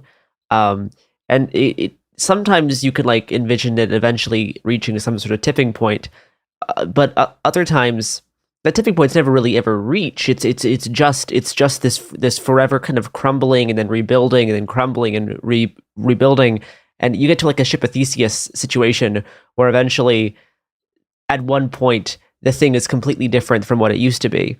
But there was never like a full moment of quote unquote collapse. It was just this continual like crumbling and then becoming into the next thing. It kind of sounds similar to what John Michael Greer described. No, not John Michael Greer. David Korowitz. He talks about this idea of like oscillating decline. Yeah, so you have these recessions, these declines, and you have a couple peaks when things start to climb up a little bit, and then the overall picture is like a downward trend. But there are some like brief respites of recovery. Yeah, and that's definitely a mode that I think about a lot. You know, a lot of people are worried of like some event triggering a much kind of larger scale collapse, and I think it's good to focus on all of the smaller crumbling that's just always happening all of the time, no matter where you live. So I mean, my experience is pretty similar. I think one of the first issues that I became like fundamentally aware of was climate change. Sure. Of course, I mean, you crack open any one of those, like, I don't know if you ever got one of those big books of knowledge as a child. Yeah. I had a few kind of of those. plasticky pages. That Yeah. So they have all these big, amazing pictures. Yeah. So I remember seeing in one of those books, like this huge, like mountain of trash, and seeing like this floating garbage patch in the ocean, and I was just like, wow. And then later on, so first thing wasn't even climate change, it was pollution. And then later on, I started learning about climate change, and then that really became like my major thing. And then later on, as I got older and I learned history and that sort of thing, and economics and all that stuff, I came to realize just how big the situation was. And now I'm here. So as I said in the previous episode, we really don't need blind hope. And as should be abundantly clear, we definitely don't need hopeless despair. It's a little rhyme there. So how do we respond to this predicament? The short answer is that I don't know. The long answer is this whole podcast episode. I mean, I could give some platitudes. We need sobriety, clarity, lucidity. I mean, Paul Shafirka points out in his article that those in stage 5 awareness who see that the predicament encompasses all aspects of life look to one of two paths. I mean, I've since adapted, interpreted, and remixed the two paths, so they're not one-to-one with what he had in mind, but you should get the gist. The first path of response to the predicament of collapse is the inner path of self-healing. It's a manifestation of that fake Gandhi quote, be the change you want to see in the world. Sort of retreating into oneself, digging deep and personal, developing your self-awareness. I mean, some people take this to mean some sort of hyper-individual thing, and it low-key is. If you tilt and twist your head slightly, you can maybe see it in a different light. I don't think it has to mean becoming a monk or an ascetic. I don't think it means denying systems or ignoring the painful truth. I think it involves taking in the gravity of what we're dealing with, such a grand scale issue, and putting it in a personal context, unabstracting it and understanding it through a more manageable lens. I'm not one to fall back on evolutionary determinism or anything like that, but I do think often about how we kind of weren't meant to be processing this entire planet. Sure. And this entire population. I think we're very good at dealing with immediate problems, very good at looking at situations that are before us that are directly impacting us and looking at how we can solve that. And of course, no local solution necessarily is going to by itself solve a global crisis, but medley of local solutions can. But we're not even talking here with this inner path of local solutions yet. We're talking even at a smaller scale than the local, at the base unit of society, which is the self. So you might continue pursuing knowledge of the issues, start developing your practical skills and people skills, trying to minimize your lifestyle in preparation for the economic and social shocks of collapse. Perhaps seeking to settle somewhere you've determined is best suited to weather the coming storms, which I believe I saw a video like some years ago where this guy was saying the Midwest might be the best place environmentally to settle. I don't know if you all covered that in the first or second season of It Could Happen Here. I mean, there was something definitely we were looking into during some of the research phases of a lot of the agriculture that is currently based in the south of the United States. Every decade is going to start moving up and up and up. And particularly like Canada is going to enter a very large agricultural economic boom. That process has already started. But yes, there's going to be this slow rising level of like industrial farming, which first of all isn't actually great for the land itself. Like once all of the land that's abandoned in the southern states, like after it's been tapped for so long, it's really just like dust. Like it's not actually useful dirt anymore. But it's all of that stuff's going to start moving farther and farther north as the conditions for growth start changing. And I mean, it's the same thing for a lot of things that are grown in like more like jungly forest mountain areas, where every year, like coffee and chocolate, they have to start moving the crops further up the mountain. And again, that's obviously not a great long-term solution because the mountain's only so high. And it costs a lot of money to constantly be moving your crops higher and higher up a mountain. Indeed. But that is the sort of like agricultural and like economic drive that's going to start getting more and more common to supply the amount of food that Americans are used to eating. And it won't, like in the case of coffee, like it's not like actual coffee beans are not going to be as common as they were today or 20 years ago. It's going to become more of like a higher priced luxury item. And I'm sure Americans will get their caffeine fix some other way. But yeah, it's like that those sorts of changes are going to become more and more commonplace. Yeah, for sure.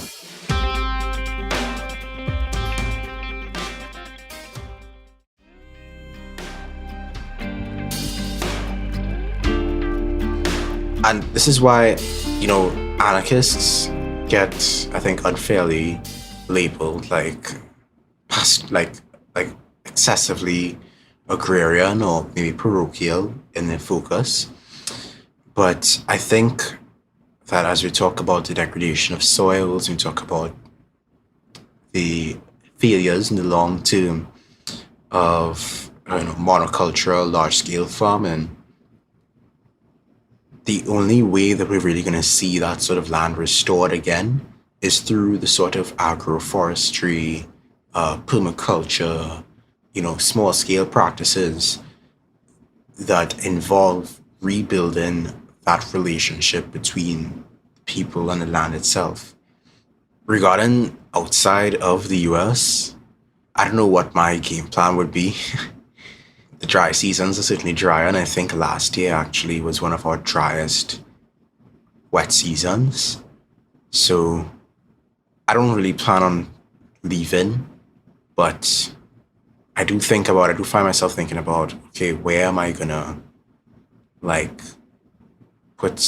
am I gonna settle? You know, like where am I gonna be able to like safeguard myself and stay connected with people and live, you know? Yeah. So in a sense, I am on that inner path, educating myself as much as possible, trying to develop my practical skills, focusing on what I could do as an individual to make changes in my own life and partially in my surroundings in a way that is manageable. You understand? Or do you see yourself in this path as well? Or? I'm not sure. I try to not. I spend a lot of time thinking about the future, I guess, but I try not to lock myself into any particular pathway. I don't know. Like I've already started to move around the U.S., leaving the places where I've kind of grown up for the majority of my life that are actually decently suited for some kind of climate collapse. But yeah, I don't know. I have some form of hesitancy to like cede territory or just like write off places as just being like not worth it. Like especially like the South, the American Southeast. Just like there's kind of a notion just to like write off large swaths of areas, whether like agriculturally, like climate wise, or like even like politically, being like, oh, this is just where all of the fascists are going to live, and like that's not true. This area of the country is actually one of the most diverse parts of the country, and to write it off all as like just like Republican land is, I think, is grossly misguided. Absolutely.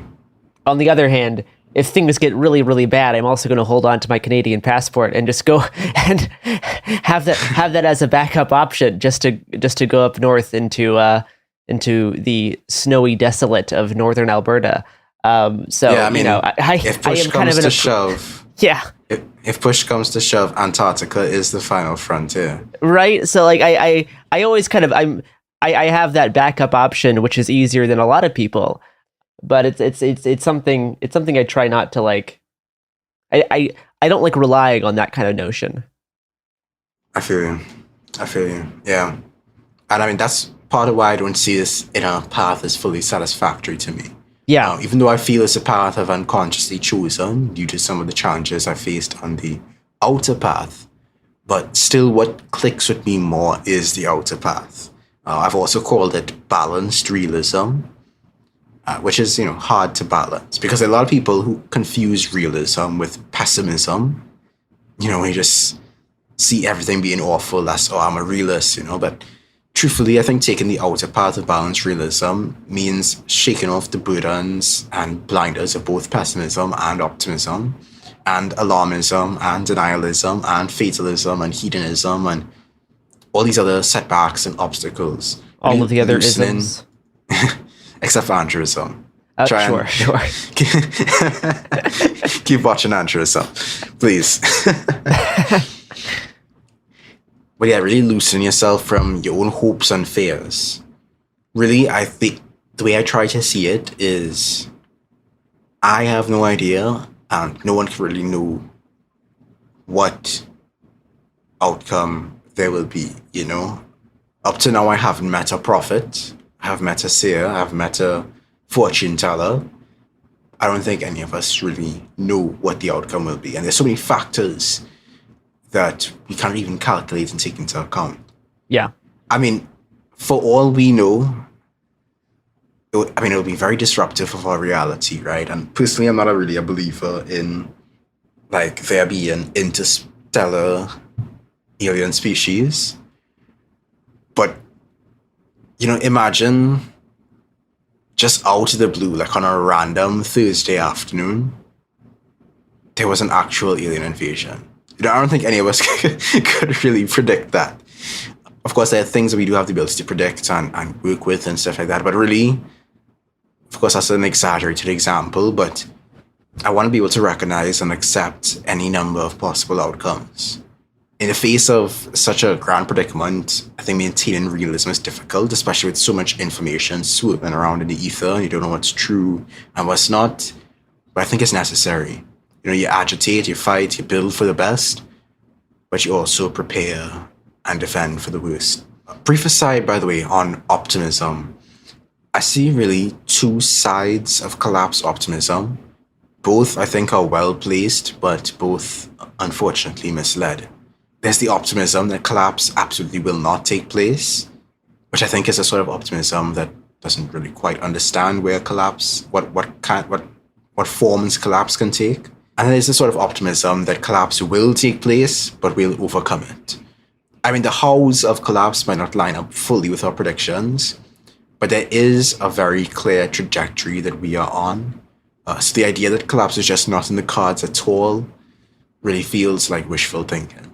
Humanity, I don't think, has the plot armor that we tend to think it does. And that lack of plot armor also means that there's really no guarantee that we'll overcome collapse if it does occur. There are no sure outcomes, to be sure, but that doesn't mean that we're destined to come out of this unscathed. But what do you think of optimism, considering what you do for work?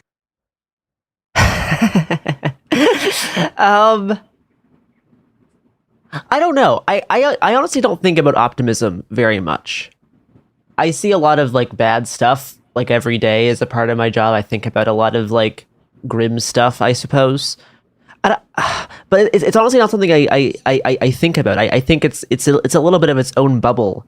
I think there's a utility for having hope, but not having a sense of just like static optimism. I think hope is a useful thing to have in your brain, but not have it be as like this just like umbrella that you apply to every single aspect of your life in the way like optimism is. But in terms of like when you're mentioning like the alien thing, I think one way that people do think about collapse and try to cope with it a lot is like it's kind of some form of like Deus Ex Machina, like this something will happen, whether that's some other like catastrophic event or like apocalyptic event, or it's like some newfound scientific advancement that one day will pop into existence and then will solve all of these problems. I think both of those are kind of a form of a Deus Ex Machina, and both of those are actually ways of coping, even though one is more apocalyptic and one's more utopian. I thought you were talking about the video game series, Oh, when you said Deus Ex Machina. No, like so I was thinking, oh yeah, like cybernetics and yeah, for sure. Well, sure. I mean, like that kind of is its own form of Deus Ex Machina in terms of this thing entering from backstage that now solves all of these problems we have in the story of the world. But I mean, I think that's the thing that I think a lot of people try to find some. So it kind of allows you to not be in denial about the current predicament, but still envision a future that is pretty similar to what we currently have, just with this like magical invention or this apocalyptic event that forces people to like actually solve some degree of problems. It's kind of like the thing in Alan Moore's Watchmen being like, if there was a giant squid, then the whole world would team up together, solve the problem. And I don't know, that seems a little bit less likely. Yeah, unfortunately, climate collapse, ecological collapse is not a giant squid. And there is no Dr. Manhattan. Yeah, and even after COVID, right, you have this massive like world-threatening event. And it's kind of the perfect example of it's like a version of the giant squid. And that did not lead to the whole world working together to solve this big problem. I mean, to be fair, it was like a giant invisible squid. It was. To be fair as well, the giant invisible squid is still there and like regularly claiming lives. We kind of just go about our days kind of ignoring. It's like, oh, there goes Fred, snatched up by the giant squid. I'm sure in the Watchmen world there would be a great many of like squid deniers of people who are like, no, the squid was never real. this good was all fake. That was all fake in New York City. It wasn't real. Like that. I've long said there's no opinion that everybody in the world will agree with. You know, like if you were to say, for example, that all humans need food to live, there's going to be a contrarian who's going to tell you, actually, I survive on photosynthesis. I'm a breatharian, you know. So there is no uncontroversial takes. I think there'll be deniers no matter what.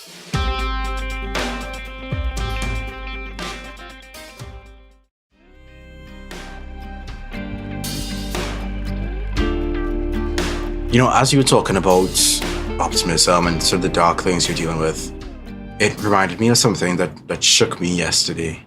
I was watching Sean on YouTube, Sean's video on Palestine, and he shared the story of this young Palestinian boy who had filmed the video celebrating himself gaining 1,000 subscribers, and he was sharing his goals of, you know, maybe getting 10,000 and 100,000, maybe even 1 million, and he was killed last year by the IDF. And so I think, it's connected, but not entirely related. We're talking more along the lines of ecological collapse and systems collapse and this sort of thing. And while it's true that for much of the world, collapse is not going to look like a singular event, I think it is also important to recognize that and remember that there are people for whom collapse, or rather their subjective collapse, the collapse of their world, their way of life, their existence, is staring them in the face. Absolutely. Right now, you know? I don't want to compare misfortunes, but, you know, there is that reality that, you know, some people are facing, like, cataclysm right in their face, and for others, it's like a slower burn. But ultimately, similar fates, you know? That was something we were also considering when putting together some of the climate change focused earlier episodes from a few years back. And like the effects of climate change or just collapse in general are not like uniform, right? It first targets on the periphery and like whatever, it's kind of a faulty way of doing that, right? Like an old term would be like the third world. We're trying to find better terms for There's these so things. many terms and none of them really fully work. Yeah. I was actually recently talking on a live stream about how like I'm just like, I feel like all these distinctions people try to draw, like the West versus the East, or, you know, global North versus global South, they're all a bit messy in actual application. But the people on like the edges of empire, the edges of like the imperial engine are going to face this a lot sooner than the people in the imperial core. And like that is just, whether that's collapse through like war, like forced collapse, or that's collapse through like environmental factors. Like, but both of those are often the case. People are going to do a lot of work to maintain the Mecca of New York City, but they're not going to care if a small town, not even a small town like Jakarta, could sink into the ocean. And absolutely, like just like who cares, right? Hurricanes taking out I care, just to be clear, whole countries. But, yeah, you know. No, absolutely. Like these things do not get held on the same level. Yeah.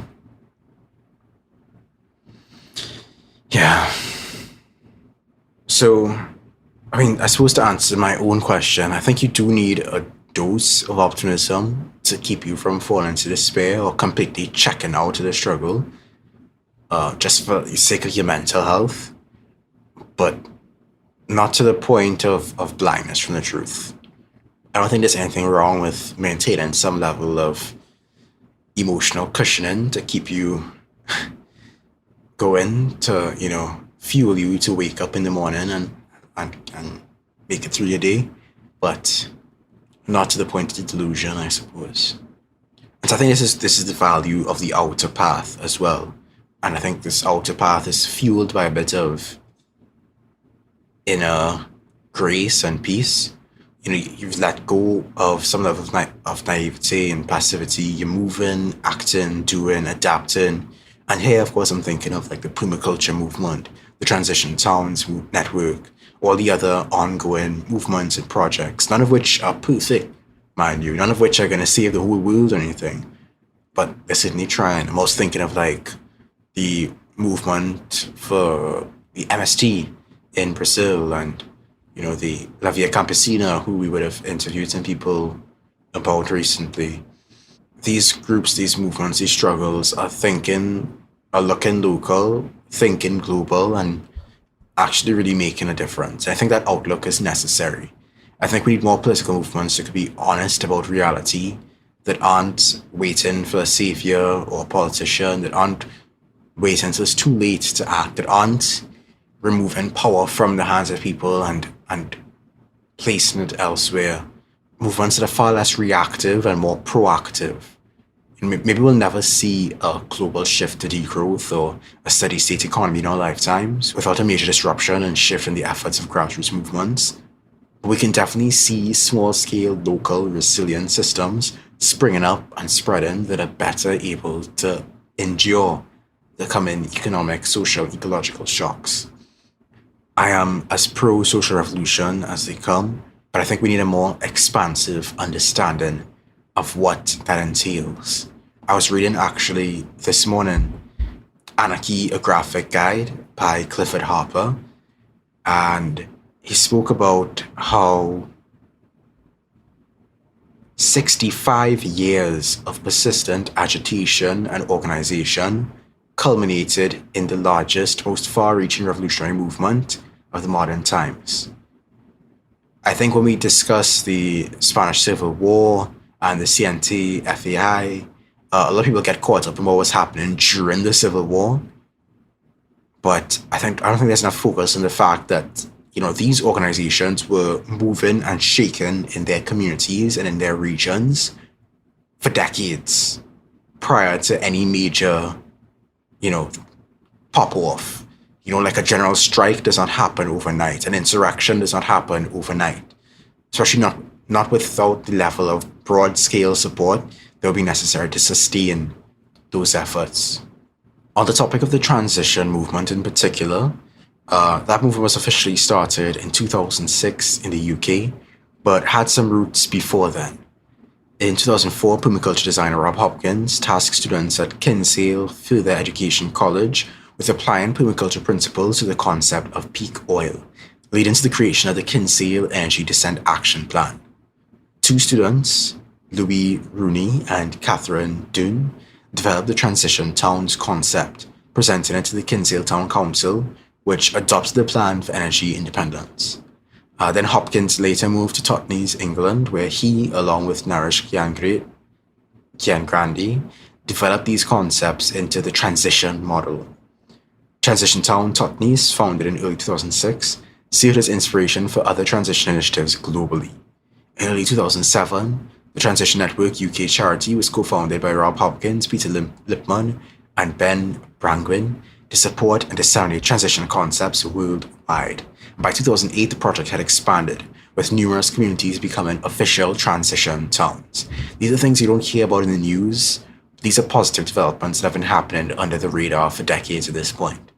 By May 2010, over 400 community initiatives were recognized as official transition towns in various countries, reflecting a diverse range of communities involved, from villages and neighborhoods to cities and city boroughs. The initiatives have developed citizens' cooperatives for renewable energy, local and sustainable food systems, new cooperative economic models, sustainable transport systems, energy descent action plans, and even heart and soul groups built to respond to the emotional components of collapse and transition. In the book, How Everything Can Collapse, which I referenced in the previous episode, Pablo Savin and Raphael Stevens talk about the paradox of collapse. And I'll leave it in their words because I think it was really well put. Quote, "From a philosophical point of view, transition is a strange and paradoxical thing. It is both catastrophist and optimistic, that is to say, both lucid and pragmatic. Lucid because the people involved in these movements are not in denial about catastrophes. Most of them have given up the myth of eternal growth, as well as the myth of the apocalypse. They know and believe in what awaits us, and are generally receptive to catastrophist language because they already are committed to the search for real alternatives. Pragmatic, because catastrophist political thinking is not apocalyptic in nature. It does not claim to be worried about the end of the world, but more precisely about a sudden and potentially traumatic reorganization of ecosystems and societies. Neither business as usual, nor the end of the world. Just a world to invent together, here and now. End quote. The transition movement is vitally rooted in imagination, and I've spoken about the vitality of imagination in the past. In fact, my video on the subject was partially inspired by Rob Hopkins' book, From What Is to What If. You imagine, you sketch out the details, and then you roll up your sleeves and you make it real. During the development of the Transition Networks project, Rob Hopkins, along with others, published the Transition Handbook, which is structured in 3 parts. The first is the head, which are the facts of the situation. Then you have the heart, which are the emotional consequences and desired futures. And then you have the hands, which is how you get from imagination to action. And I just thought that was a really great approach, even though the handbook is dated in some ways. Of course, guiding people through the process of even accepting transition and getting them on the outer path works well on the small and personal scale. But there is a challenge of scale. Savine and Stevens point out that you can't exactly announce on a large platform, "Listen up everybody, prepare for the end of the world." As you can imagine, it ends up being a self-fulfilling prophecy. It's kind of like telling people not to rush out and buy up all the toilet paper. Transition on larger scales is difficult. Not to say it's not difficult to build the local community's resilience from disruptions in food, energy, climate, etc. But on the macro scale, it's even more difficult, at least if you're determined to take on a top-down approach. You get what I'm saying? It's because this isn't exactly a problem that rulers are capable of solving. The debt system is not going to go away by decree. The energy system that fills their coffers won't shift until it profits them either. And in Seem Like a State, the anthropologist James C. Scott spends a lot of time discussing just how that top-down perspective of the world is inherently limiting and incapable of effecting those sorts of changes. But thankfully, the people are able to act where rulers won't. As Savine and Stevens put it, transitioners do not wait for governments. They are already inventing ways of living through this collapse in a non-tragic way. They are not waiting for the worst, but building for the best. Ultimately, I'm trying to get on the level of the transition town realists on the outer path that are building networks, building community, and building sustainability. I highly suggest that if you're looking for ways to help out in your local situation, check out the Transition Town Network and see how you can tap in or start your own initiative in your own area. That's all I have for now. All power to all the people. This is It Could Happen Here. I am Andrew. This is Garrison. Peace.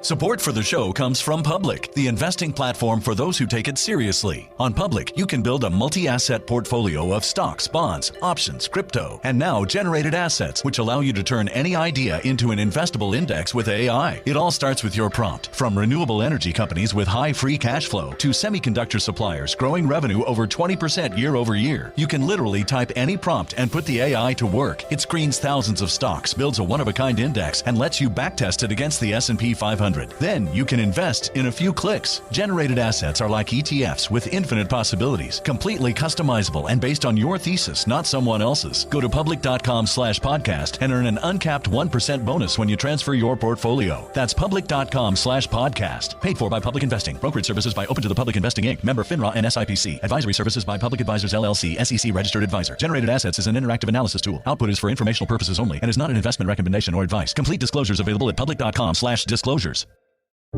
Hey, this is U.S. Olympic gold medalist Tara Davis Woodhull. And I'm U.S. Paralympic gold medalist Hunter Woodhull. As athletes, our lives are about having a clear path. And a team that you can absolutely trust. So when it came to getting the best mortgage, we chose PennyMac. PennyMac is proud to be the official mortgage provider of Team USA and you. Learn more at pennymac.com. PennyMac Loan Services, LLC, Equal Housing Lender, NMLS ID 35953. Licensed by the Department of Financial Protection and Innovation under the California Residential Mortgage Lending Act. Conditions and restrictions may apply.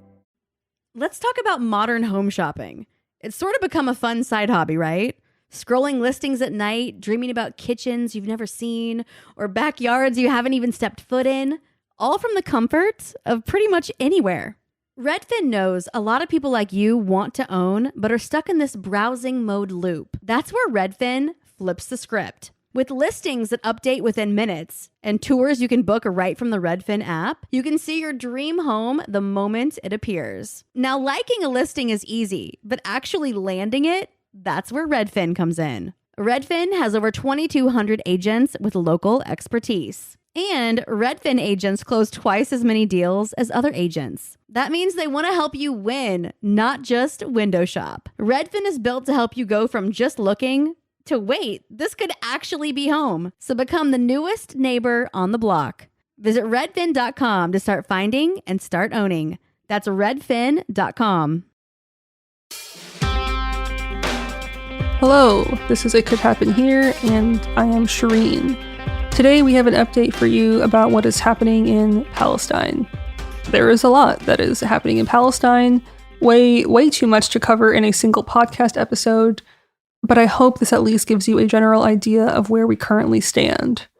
Just for clarity and context, I am recording this on Tuesday, March 12th, so any numbers I mention, unfortunately, and probably are different now. At this point, there have been over 5 months of bombardment and genocide, and this has caused a humanitarian crisis in Gaza, with children starving to death due to malnutrition and dehydration as Israel has imposed restrictions on aid deliveries to Gaza. 5 months of genocide on top of more than a decade and a half of blockade have caused relentless mental harm to children in Gaza, according to a report released by Save the Children on Tuesday. 25 Palestinians in Gaza, including at least 20 children and a 2-month-old baby, have died of malnutrition and dehydration, according to the Palestinian Ministry of Health. The true death toll due to starvation is feared to be much higher, as many Palestinians, particularly in northern Gaza, face famine and are almost entirely cut off from the severely limited humanitarian aid which is entering Gaza through the southern Rafah crossing. Many Israelis have also been blocking aid from entering Gaza. A group of Israeli protesters have been blocking aid trucks from crossing into the Gaza Strip for weeks now, vowing that, quote, not a single loaf of bread should reach those trapped in the tiny region of the Gaza Strip until all remaining hostages are released. The area around Kerem Shalom, which is Israel's only functioning border crossing with Gaza, is a closed military zone, but the IOF officers and their presence there hardly deters the dozens of protesters, who are mostly settlers, families of hostages, and deactivated military reservists. It does not deter them from trekking through the area and protesting in an attempt to slow aid trucks from entering Gaza. I'm noticing right now that I'm interchangeably using Gaza and Gaza. Gaza is just how you say it in Arabic, so FYI, if I jump around, my apologies. On the ground, CNN recorded an interview with protester Debbie Sharon. She pointed to an aid truck convoy and said, "This arrives into the tunnels of Hamas, fighting us and holding our hostages." There is no evidence that the majority of aid, including food and medical supplies, is going to Hamas. Sharon and her fellow protesters are demanding that aid stop entering Gaza, where over 30,000 people have now been killed, according to the Palestinian Ministry of Health, with people at an increasing risk of starvation. Another protester named Katya said, "They should only get the minimum calories to survive. If they are starving to death, give the hostages back. Not a single loaf of bread should go there till our hostages are coming back." When questioned about the scale of human suffering in Gaza, Katya seemed unmoved. She said, "Even if there is a humanitarian crisis, and there is not, It is my right and my duty to prioritize the Kafir Bibas over any Gazan babies. Kafir Bibas is a 1-year-old who is being held hostage along with the baby's parents. So that's what she's referring to, prioritizing Israeli babies over Palestinian babies. Very little aid has made it into Palestine, and perhaps nothing captures what the US and Israel actually are than a picture that has been making the rounds on social media recently. It's a photograph showing US aid drops and Israeli airstrikes targeting civilian areas in northern Gaza happening at the same time, falling on the rubble of destroyed buildings. The aid and the airstrikes dropping at the same moment. It's dystopian and beyond fucked up. Since October 7th, Israel has also shut off entry of food, water, and medicine, as well as other supplies from entering Gaza, only allowing a trickle of aid trucks through 2 crossings in the south. Israel has blamed the starvation that Palestinians are enduring in Gaza on UN agencies, saying that they fail to distribute supplies piling up at Gaza crossings. The UNRWA, which is the largest UN agency in Gaza, says Israel restricts goods and imposes cumbersome inspections that slow entry of aid. Also, distribution within Gaza has been crippled, UN officials say. They say that convoys regularly are turned back by Israeli forces, and that the military often refuses safe passage amid fighting, and that the aid does not get to the people that need it the most, often being grabbed from trucks by hungry Palestinians en route to the drop-off points. Recent airdrops of aid by the US and other countries provide far lower amounts of aid than truck deliveries, which have become increasingly more rare, and they're also sometimes dangerous. The UNRWA says that Israeli authorities haven't allowed it to deliver supplies to the north of Gaza since January 23rd. The World Food Organization, which had paused deliveries because of safety concerns, said the military forced its first convoy to the north in 2 weeks to turn back on Tuesday. Shireen from the future is here just for this quick update. Yesterday, Wednesday, Israeli forces hit a food distribution center and aid center in Rafah. The UNRWA said that one of their staff members were killed and 22 others were injured, and it said up to 60 people were believed to have been working there when it was hit. Those killed were said to be a 15-year-old boy and 4 men who were between 27 and 50 years old. Rafah resident Sami Abu Salim said, "It's a UNRWA center, expected to be secure. Some came to work to distribute aid to the people in need of food during the holy month of Ramadan. Suddenly, they were struck by 2 missiles." The UNRWA chief, Philippe Lazzarini, said in a statement that it was one of the very few UNWA distribution centers that was still operating in Gaza after these 5 months of genocide. He said this attack comes as food supplies are running out, hunger is widespread, and in some areas turning into famine. Every day, we share the coordinates of all of our facilities across the Gaza Strip with parties to the conflict. The Israeli army received the coordinates, including this facility, yesterday. Since October, the UNRWA says at least 165 of its 13,000 employees in Gaza have been killed, and that more than 150 of its facilities have been hit by Israeli forces. Here are the latest casualty figures as of March 13th at 12:40 p.m. In Gaza, there are at least 31,272 people who have been killed. Of those, there are 12,300 children who have been killed, as well as 8,400 women who have been killed. There are more than 73,024 people who have been injured, including 8,663 children who have been injured, and 6,327 women who have been injured. There are more than 8,000 Palestinians who are missing in Gaza. The latest figures from the Palestinian Ministry of Health for the occupied West Bank is as follows. At least 432 people have been killed, including more than 115 children. There are more than 4,650 Palestinians who have been injured in the West Bank. In Israel, officials have revised the death toll from October 7th from 1,405 to 1,139.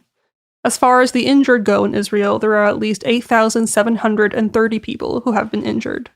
According to the latest data from the UN's Office for the Coordination of Humanitarian Affairs, the World Health Organization, as well as the Palestinian government, as of February 25, Israeli attacks have damaged more than half of Gaza's homes. 360,000 residential units have been destroyed or damaged.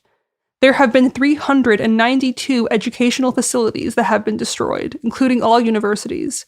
12 out of the 35 hospitals are partially functioning. 132 groundwater wells have been damaged or destroyed. 267 places of worship have also been destroyed. I really want to emphasize how damaging starvation is and famine is. Starvation causes long-lasting damage to the body. Large numbers of people in Gaza are experiencing malnutrition.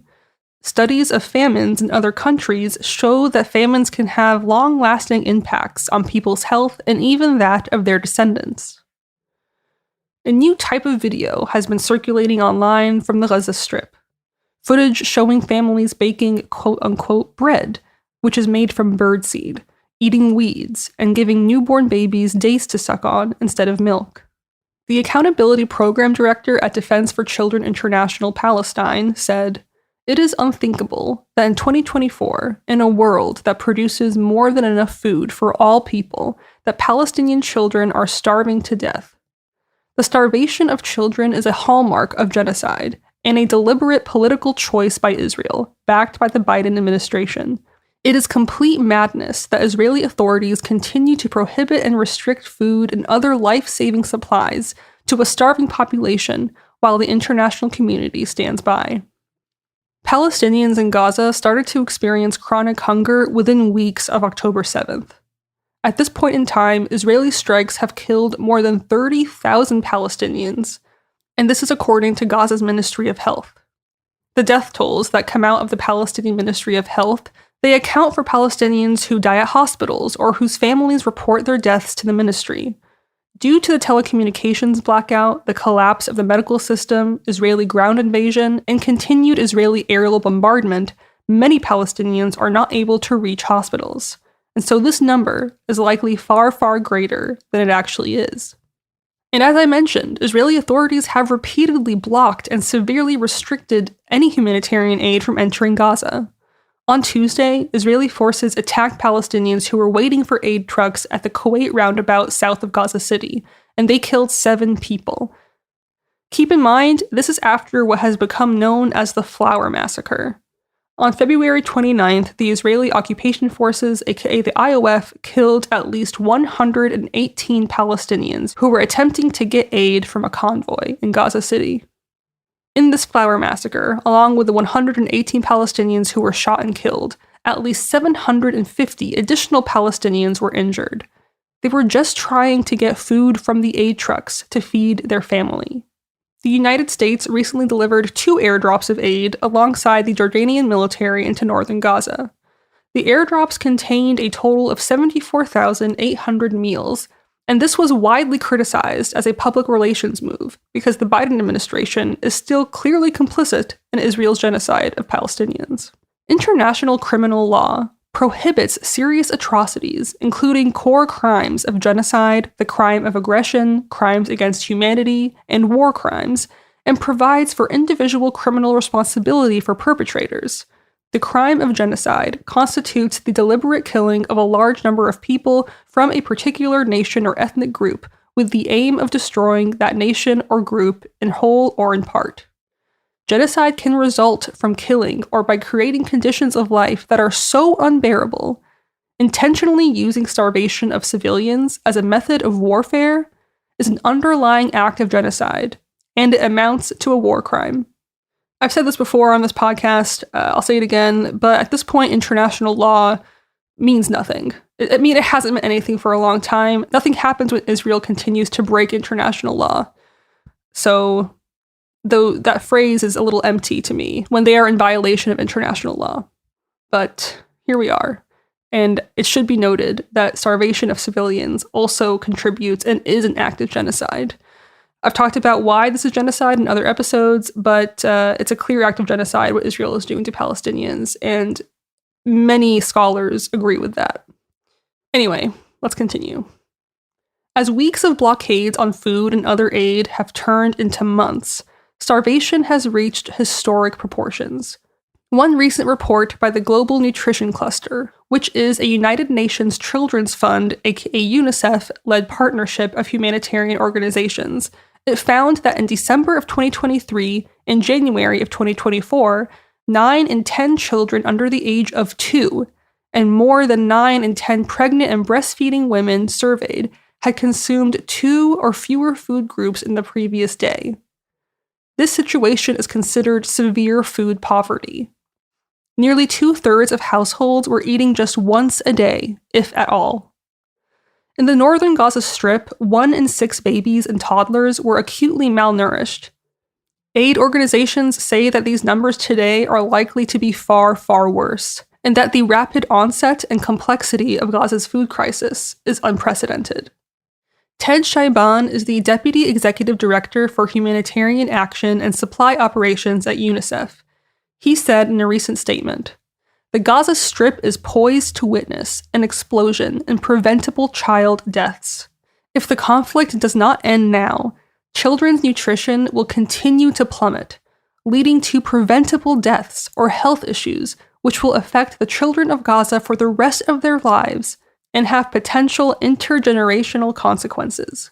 There are nearly 2.2 million people living in the Gaza Strip, nearly half of whom are children.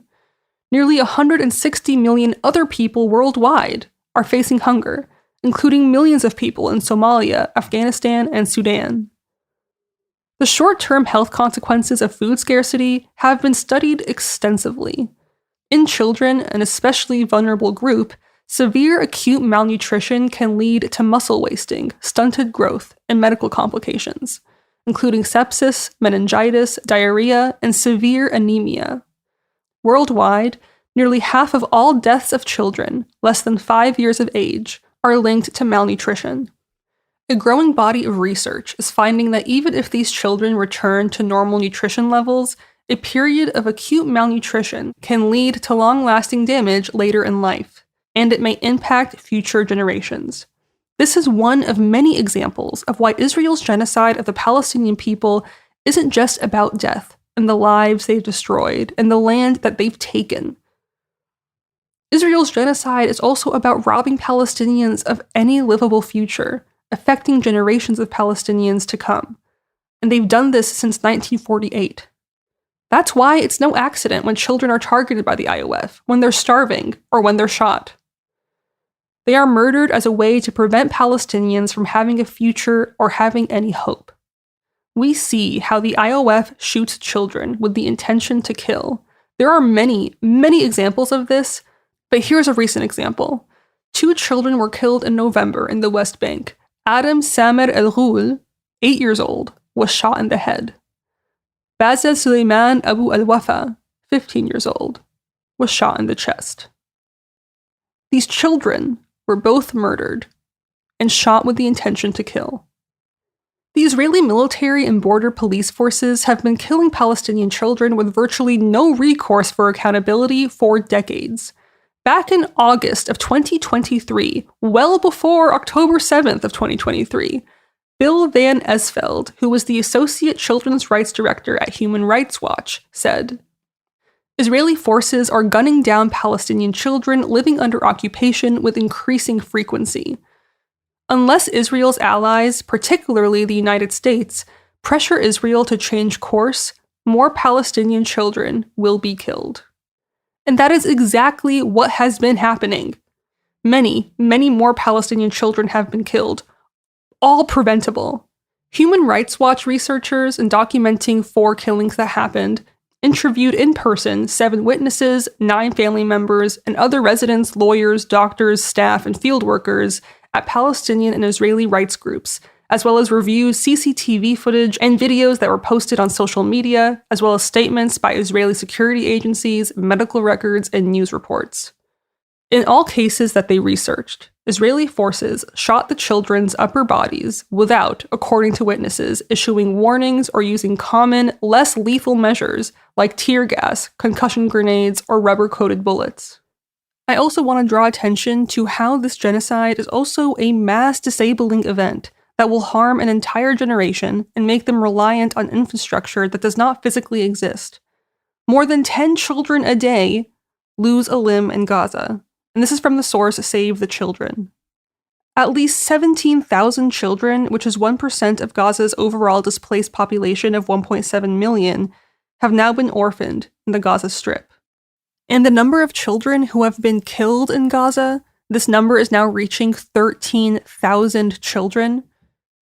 The number of children reported killed in just 4 months in Gaza is higher than the number of children killed in 4 years of war around the world combined.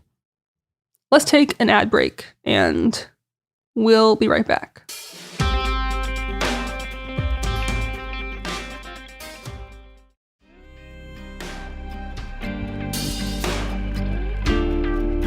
And we are back. In the 24 hours between Sunday, March 10th and Monday, March 11th, during which the vast majority of Americans were busy watching the stupid fucking Oscars, 7 massacres were committed by Israeli occupation forces against families in Gaza, killing 67 Palestinians and injuring 106 others. This happened as people were distracted by watching this dumb display of nothing. Palestinians are continuing to be murdered. And as for where things currently stand right now, there are more than 1.7 million civilians who are trapped in Rafah, which is Gaza's last place of refuge. It's right on the southern border. And this is after Israel kept telling Palestinians to go south because of these quote-unquote safe zones that were clearly not safe at all. A massacre is happening in Rafah right now, and the world is silent. And to make matters worse, not that they can get any worse, Israeli Prime Minister Benjamin Netanyahu says that he intends to press ahead with the invasion of the city of Rafah. Joe Biden, useless, warned that the offensive would be a, quote, red line. But as we know, a slap on the wrist for Israel means absolutely nothing, and they continue to act with impunity, without any repercussions. When asked on Sunday whether Israeli forces would move into Rafah, Netanyahu replied, "We'll go there. We're not going to leave them. You know, I have a red line. And you know what the red line is? That October 7 does not happen again. It never happens again." He also dismissed the idea of a ceasefire for Ramadan, saying that he would like to see another hostage release, because without a release, there's not going to be a pause in the fighting. And he also doubled down on his rejection of the possibility of a Palestinian state.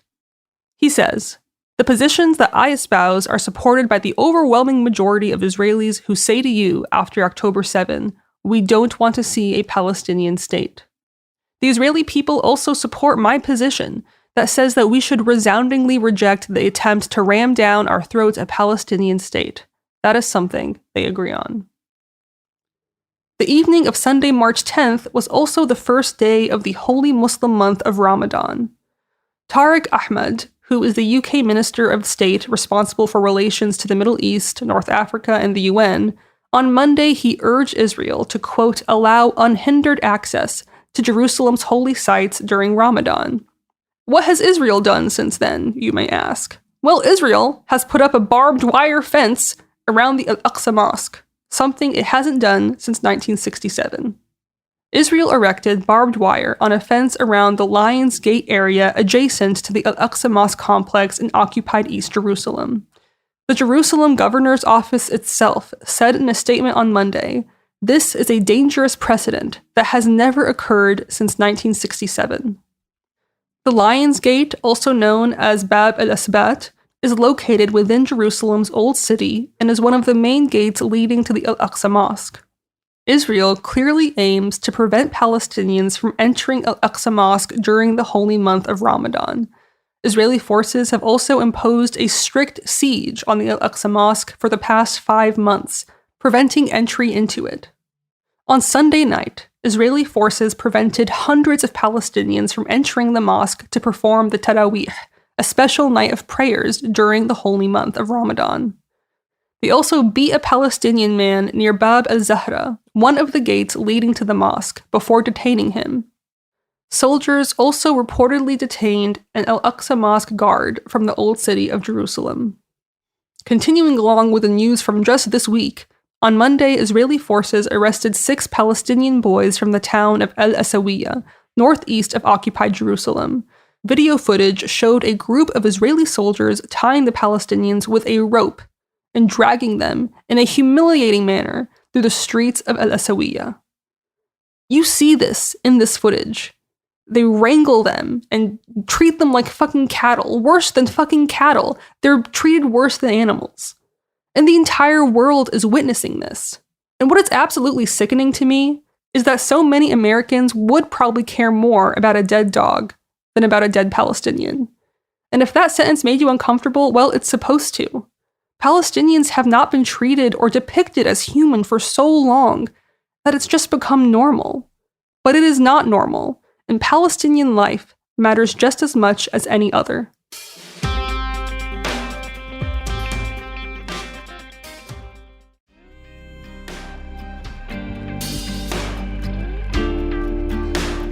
I want to also take a moment to talk about what's happening in the West Bank.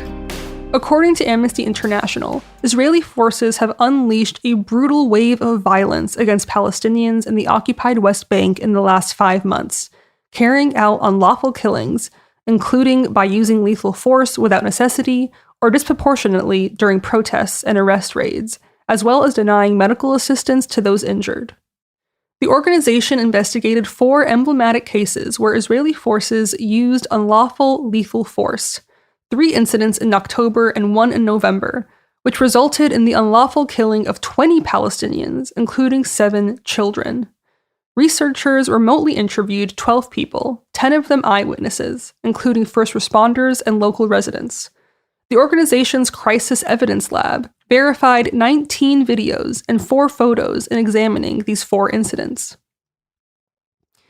Amnesty International's research also found that Israeli forces obstructed medical assistance to people with life-threatening wounds, as well as attacked those attempting to assist injured Palestinians, including paramedics.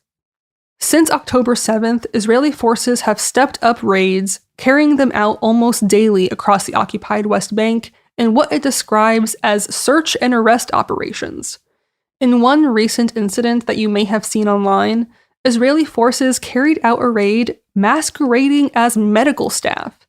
In 2023, at least 507 Palestinians were killed in the West Bank, including 81 children, making it the deadliest year for Palestinians since the United Nations Office for the Coordination of Humanitarian Affairs began recording casualties in 2005.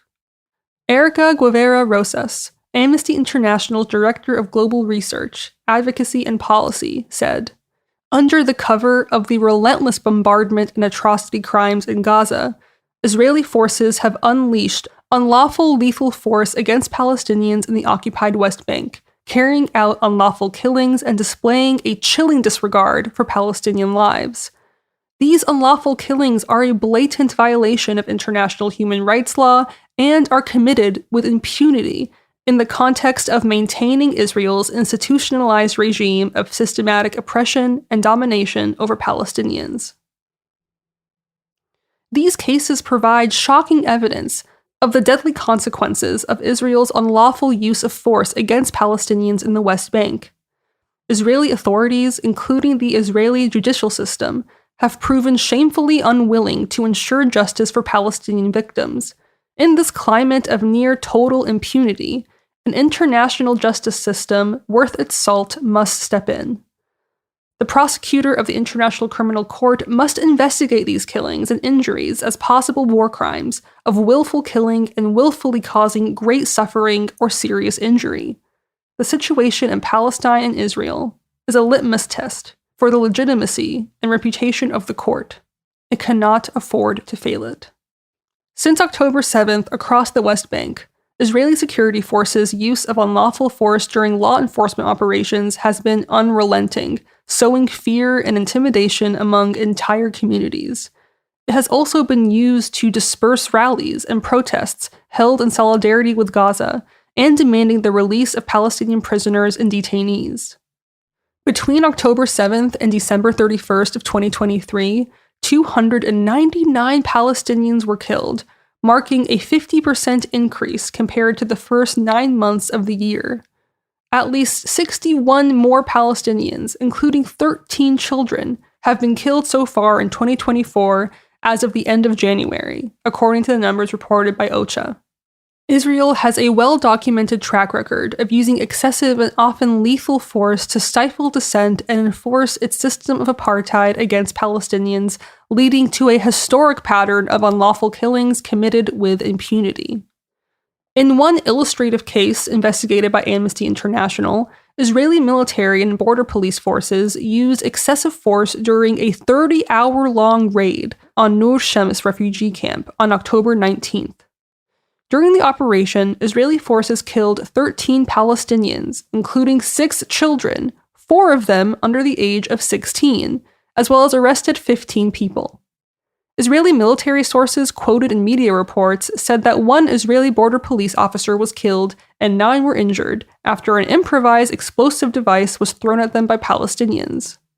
Residents told Amnesty International that during the operation, Israeli soldiers stormed more than 40 residential homes, destroying personal belongings and drilling holes in the walls for sniper outposts. Water and electricity to the camp was cut off, and soldiers used bulldozers to destroy public roads, electricity networks, and water infrastructure. Among those killed during the October 19th raid was 15-year-old Taha Mohammed, who Israeli forces shot dead in front of his house when he came out to check whether Israeli forces had left the area. Taha was unarmed and posed no threat to the soldiers at the time he was shot, and this is based on eyewitness testimony and videos that were reviewed by Amnesty International.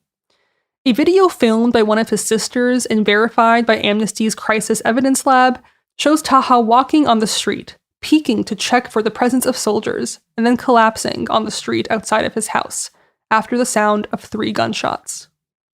Fatima, Taha's sister, told Amnesty International, "They did not give him a chance. They did not give him a chance. In an instant, my brother was eliminated. 3 bullets were fired without any mercy. The first bullet hit him in the leg, the second in his stomach, the third in his eye. There were no confrontations. There was no conflict." An eyewitness told Amnesty International that when Taha's father, Ibrahim Mohammed, then attempted to carry his injured son to safety, Israeli forces shot him in the back. A verified video filmed by one of Taha's sisters immediately after the shooting shows Taha's father lying on the ground next to him before limping away. "My father raised his hands, showing the soldiers that he had nothing in them. He just wanted to take his son. They shot him with 1 bullet, and my father fell next to Taha." I wanted to mention that one example, but many, many more have happened since then and before then. Protests in solidarity with Palestinians in Gaza have been held frequently across the occupied West Bank since October 7th. Some protesters have been seen throwing stones in response to the presence or forceful intervention of the Israeli forces. The IOF's use of lethal force in response to rock throwing is not new, even if the rock throwing is done by children. In theory, lethal force in law enforcement can only be used when there is an imminent threat to life. Its use is not a proportionate response to stone throwing. In another egregious case that happened on October 13th in Tulkarem, 2 eyewitnesses described to Amnesty International how Israeli forces stationed at a military watchtower, both at one of the main entrances to the town as well as on the roof of a nearby home, and then they opened fire on a crowd of at least 80 unarmed Palestinians who were peacefully demonstrating in solidarity with Gaza. 2 journalists who were at the scene separately told Amnesty International that they saw Israeli forces firing 2 tear gas canisters at the crowd, and shortly afterwards opening live fire at them without any warning shots. The 2 journalists saw 4 people being shot and injured as they tried to run away from the shooting. A few minutes later, Israeli forces then opened fire in the direction of the journalists, even though they were both wearing vests clearly marked as press. They hid behind a wall along with 3 children and had to remain there for about 2 hours as the operation continued. During this time, they also witnessed a Palestinian man who was riding past them on a bike being shot by an Israeli soldier. One of the journalists also saw another demonstrator being shot in the head. She described how the victim was suddenly shot and fell to the ground. The obstruction of medical assistance by Israeli forces during operations like this across Palestine is unfortunately a routine practice, and Amnesty International has documented this for years, saying it is a part of Israel's system of apartheid. Under international law, Israeli forces have an obligation to ensure anyone injured by their forces is able to access medical treatment. Amnesty International investigated 5 occasions where the Israeli forces hindered or prevented those who were seriously injured in demonstrations and raids from receiving critical medical assistance. They also shot at Palestinians trying to help, including medics tending to the wounded.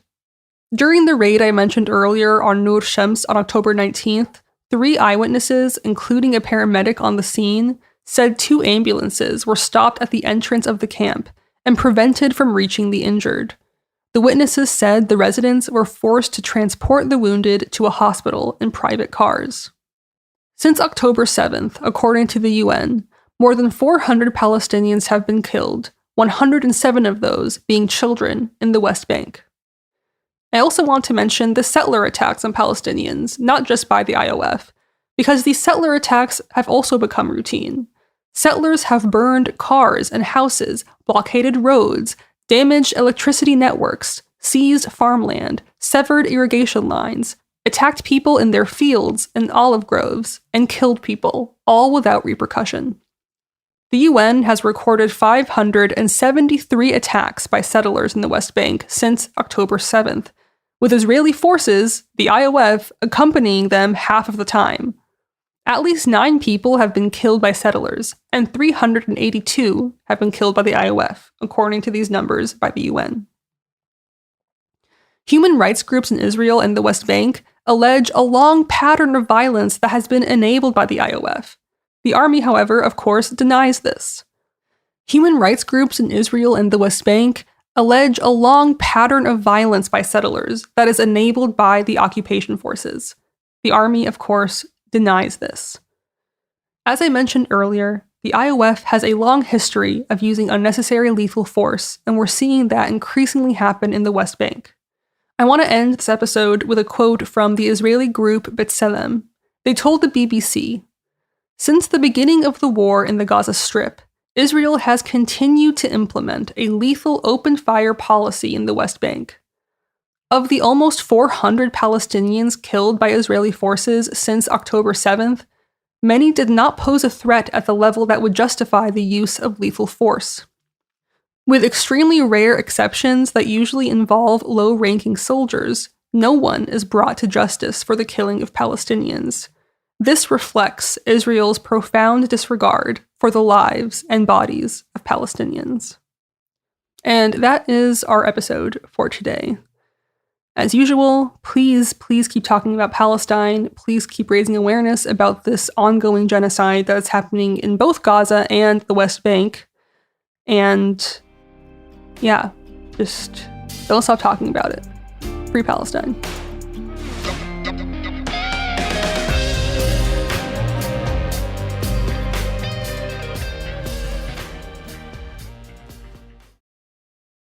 Support for the show comes from Public, the investing platform for those who take it seriously. On Public, you can build a multi-asset portfolio of stocks, bonds, options, crypto, and now generated assets, which allow you to turn any idea into an investable index with AI. It all starts with your prompt. From renewable energy companies with high free cash flow to semiconductor suppliers growing revenue over 20% year over year, you can literally type any prompt and put the AI to work. It screens thousands of stocks, builds a one-of-a-kind index, and lets you backtest it against the S&P 500. Then you can invest in a few clicks. Generated assets are like ETFs with infinite possibilities, completely customizable and based on your thesis, not someone else's. Go to public.com/podcast and earn an uncapped 1% bonus when you transfer your portfolio. That's public.com/podcast. Paid for by Public Investing. Brokerage services by Open to the Public Investing Inc. Member FINRA and SIPC. Advisory services by Public Advisors LLC, SEC registered advisor. Generated assets is an interactive analysis tool. Output is for informational purposes only and is not an investment recommendation or advice. Complete disclosures available at public.com/disclosures.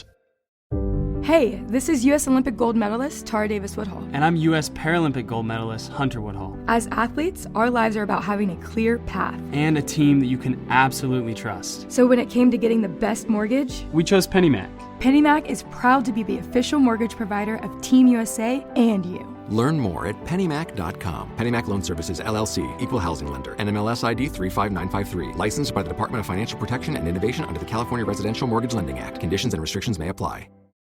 Let's talk about modern home shopping. It's sort of become a fun side hobby, right? Scrolling listings at night, dreaming about kitchens you've never seen, or backyards you haven't even stepped foot in, all from the comfort of pretty much anywhere. Redfin knows a lot of people like you want to own, but are stuck in this browsing mode loop. That's where Redfin flips the script. With listings that update within minutes and tours you can book right from the Redfin app, you can see your dream home the moment it appears. Now, liking a listing is easy, but actually landing it, that's where Redfin comes in. Redfin has over 2,200 agents with local expertise. And Redfin agents close twice as many deals as other agents. That means they want to help you win, not just window shop. Redfin is built to help you go from just looking to wait, this could actually be home. So become the newest neighbor on the block. Visit redfin.com to start finding and start owning. That's redfin.com. Hello and welcome to It Could Happen Here podcast about things falling apart and people putting them back together. I am back after a lengthy court battle. I've been allowed to return to the podcast, which I'm very grateful for. And I'm joined today by John and Haval, two friends of mine who volunteer right here in Nakumba a lot more than I do. And we're going to explain some developments that have happened, give you all an update on the situation here and let you know how you could help. So welcome to the show, both of you. Hello. Thank you. Good to be back. Yeah, welcome back. If you'd like to just introduce yourselves, like your name, like whatever role you play out here, pronouns, and any like affiliation with any organization you feel is relevant. So my name is John. I'm someone that lives in the area. This situation just kind of showed up in my backyard. I was kind of forced into it rather than volunteered into it. And I've been dealing with it nonstop since the beginning. Yeah, I'm one of the main sets of boots on the ground. I'm Haval. I use they, them pronouns, and I organize with Direct Action Drumline and Zine Distro, doing a lot of mutual aid, which is how I got involved in all this, and also with El Ocho Lado, helping out on the ground since the beginning with John, pretty much, just a little after John started, so... Yeah, so that's what, nearly 6 months? If you're not counting May. yeah, wow, yeah. Damn. So yeah, it started in May, and then it stopped during the summertime. It picked up again in September, and we've been dealing with it nonstop since then. People will have heard briefly from John's father, Sam, in our May episodes about Title 42, which we did, it seems like forever ago, but it also doesn't seem like very long ago. It's just one big, weird, like collapsing of time. So last time I spoke with Haval, we had this situation where we had 3 distinct concrete camps, right, adjacent to gaps in the wall, which volunteers were servicing with food, water, warm blankets. We were building shelters, and we've heard a lot about those camps. Does one of you guys want to explain how things have changed since then, and really particularly in the last, 6 weeks? So yeah, it's changed quite radically, actually. So between the months of September and December, we were servicing these 3 camps, kind of more or less in our immediate area. It was pretty straightforward. Our routine would consist of stopping to each camp 2 times a day and feeding people, providing them with all of the different things that the U.S. government was not. And I kind of wish things were simpler like they were back then. Yeah. So at the end of the month of December, Secretary Blinken made a visit to Mexico, and I suspect that he pressured the Mexican government to police our border for us. One of the immediate changes that we saw as a result of that was the foundation of 2 Mexican National Guard camps at 2 of the gaps that feed into those camps in our area, and that has basically stopped any people coming through those areas. This has not made any less people come into the country. Actually, the numbers have been fairly consistent. It's just that people have been forced to go in through other areas.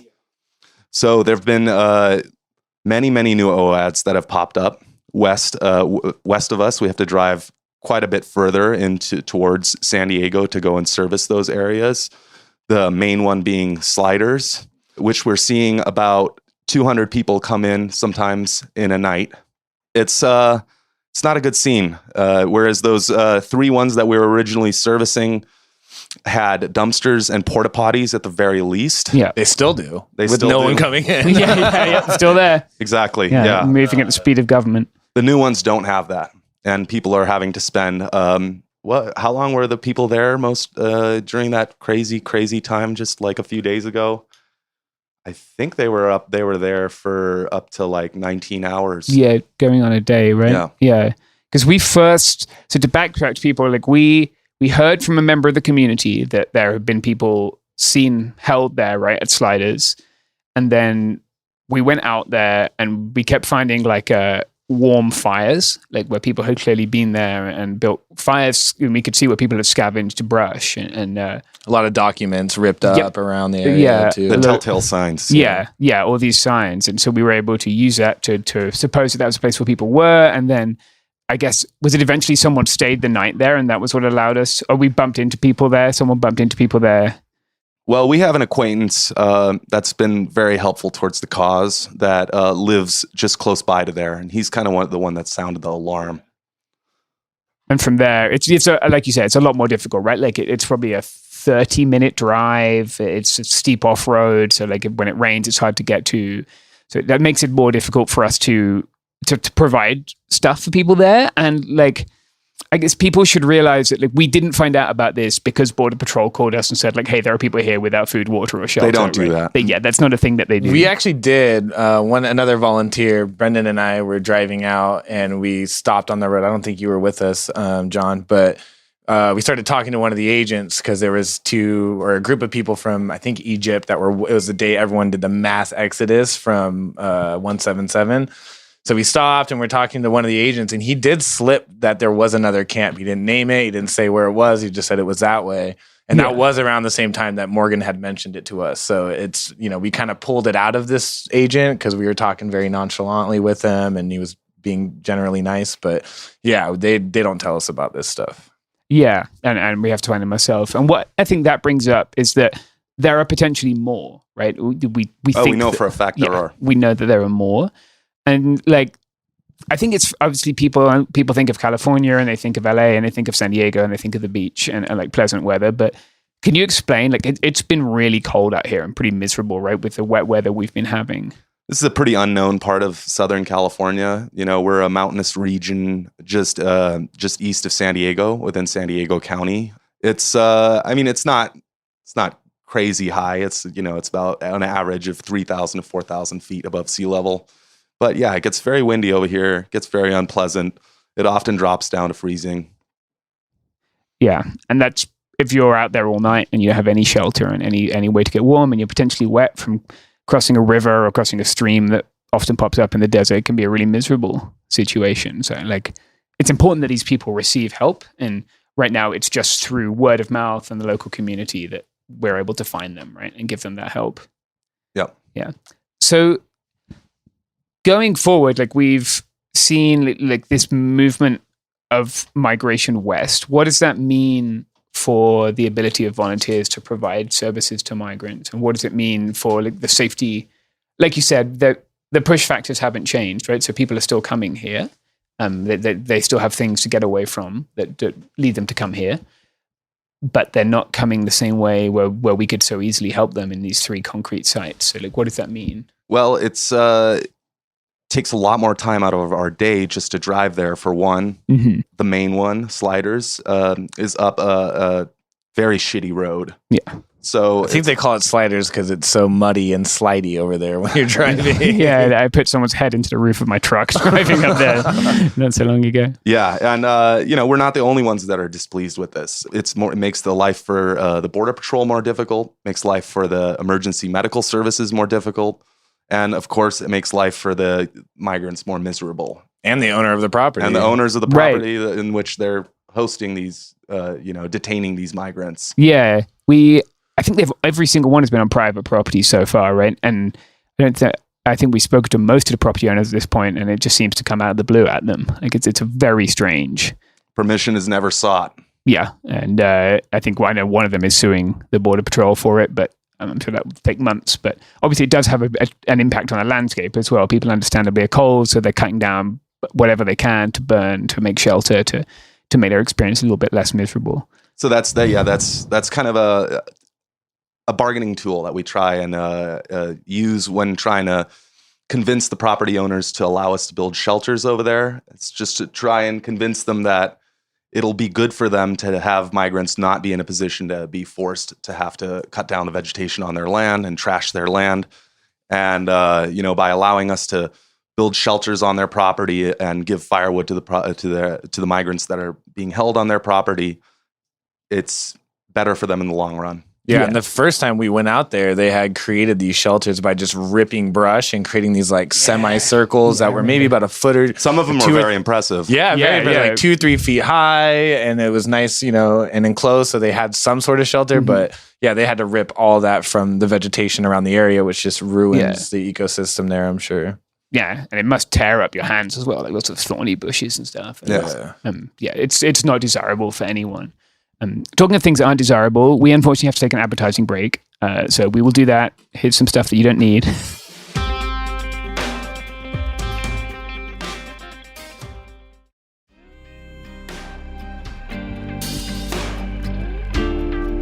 All right, we're back. Those are some products and services. Now we're going to talk about the way John being very local to Hukumba, right? How it is like organizing in a rural community and the way that obviously you have people of very disparate political leanings in the area, and like how you've managed to like phrase what we're doing and to organize in such a way that at the very least people aren't like actively pissed off at you. Yeah. So first of all, I'm a Quaker, come from a Quaker family. And first and foremost, I am doing this for religious reasons. And I like to try and remind people of that. So when people try and come at me with anti-immigrant sentiment, I just try and remind them that, this is basically what you're supposed to do according to the Bible. And, to hate on any of these people is very un-Christian.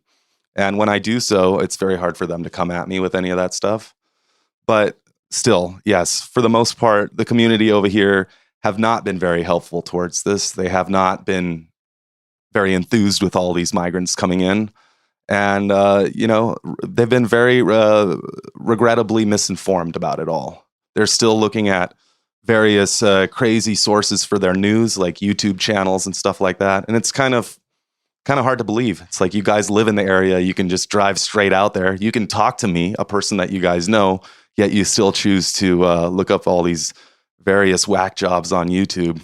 Yeah. We've had something of a problem with the YouTube people, right? Like there's a whole like ecosystem of right-wing YouTubers that I think probably most folks don't know about, even if you take an interest in other like right-wing conspiracy stuff. There's a whole ecosystem of right-wing border YouTubers who have been, describe what you've seen, right? We've had like a new right-wing fascist out every day, it seems. There's Oreo Express, Anthony Aguero's been out here. JLR investigates. JLR, Roger Ogden was out here the other day. Classic. It's kind of calmed down though in the last couple of days, but there was a period in late February where it seemed like they were coming out every single day. Yeah, just a different guy in a different lifted Jeep. Yeah, exactly. Just after that whole border, what was it? That Take Back Our Border convoy. Yeah. I got them all riled up to come out here. Actually, what really set them off to be aware of all of this is when Fox did their big piece out here, and they were out here for multiple days. That's what kind of like turned on the tap. Yeah, and that's very common anywhere you go on the border, right? Like Fox has a border reporter, Bill Malugin. People will be familiar with Bill Malugin from publishing a story in 2020 which suggested that the police officer had a used tampon put in his Starbucks coffee, which was demonstrably false and didn't really very much look like a tampon. You can Google more about that if that's interesting to you. But like someone who perhaps should have lost their journalistic credibility at that point is now doing border reporting for Fox. And this is like when I speak to people all along the border, right here, Arizona, Texas, the stuff that Fox puts out very strongly correlates with anti-migrant sentiment, both locally and with like these folks coming in and streaming, and they're always asking for donations, right? Like it's not they're not like advert funded or like publicly funded. Like they're funded by donations for what. Yeah, well, I forget the channel that Aguero was on, but he's constantly asking for donations and like, oh, thank you, you just dropped $10, or thank you for the 5 spot, blah blah. Like They just all sitting are. in his They're, car, they're like, hustling. That's what they're grifters. That's what they're out there for. It seems like a third of their broadcast time is spent asking for donations. Right. Yeah. It's like a charity stream, except it's the opposite of charity, I guess. Exactly. It's a pay me to do hateful things stream. So, yeah, and I think like that. As we look between now and November, I think it's really important that like the border will be a topic that people who never come to the border will argue about constantly between now and November, right? Fox News will have reporting on it. NBC will have reporting on it. Like, and both of them will have reporting that isn't anchored on what we see every single day out here, which is a wide variety of people from all over the world who are having a very difficult time right here and need our help. Right. And we're doing what we can to help them. So I guess what like people who are listening to this will in the next, I don't know how long it is till November, 6 months, 7-8 months. They'll have conversations with their family members, with their friends, with people in bars, whatever, regarding the border. What do you think they should know about like what we're seeing and like what because there's this whole border invasion narrative, right? And then like this is not an invasion. Like, we were just out joking with some people and helping them get their firewood prepped. Like these people are not a threat. I think people often make the mistake of considering this issue to be a political issue. It really is just a humanitarian issue. Vast majority of the people that I've talked to have very legitimate reasons for needing to come into this country, whether they're from Ecuador. You know the situation over there. Recently, there were gangsters that took over a TV station. Right. Or in Guatemala, where I spoke to a man who told me that his children with college degrees can't make enough money to feed their families. Or even in Afghanistan, where people have literally had the Taliban threaten their families' lives. Same with Iran and the Ayatollah escaping all of that. Kurdish people in Turkey. Yep. I mean, the list goes on. Or, climate refugees like the Mauritanians that we just spoke with earlier. Yes, they're coming and they have really reasonable grounds for asylum over here. Yeah. And it wouldn't be such an quote unquote invasion if they were just allowed to walk through the port of entry. This process is so silly because they could just do this all at the port of entry. They really could, but the policies just choose not to do this. Yeah. And that's the part that really doesn't make sense is like, we're letting them in anyways. Why do we need to make their lives so uncomfortable? Yeah. And dangerous, right? And dangerous. I mean, John, you and I were on a water drop maybe 2 months ago now, 6 weeks ago, in slightly west of here, right? And do you remember we were driving down to where we were going to get off and we met that family from Guinea?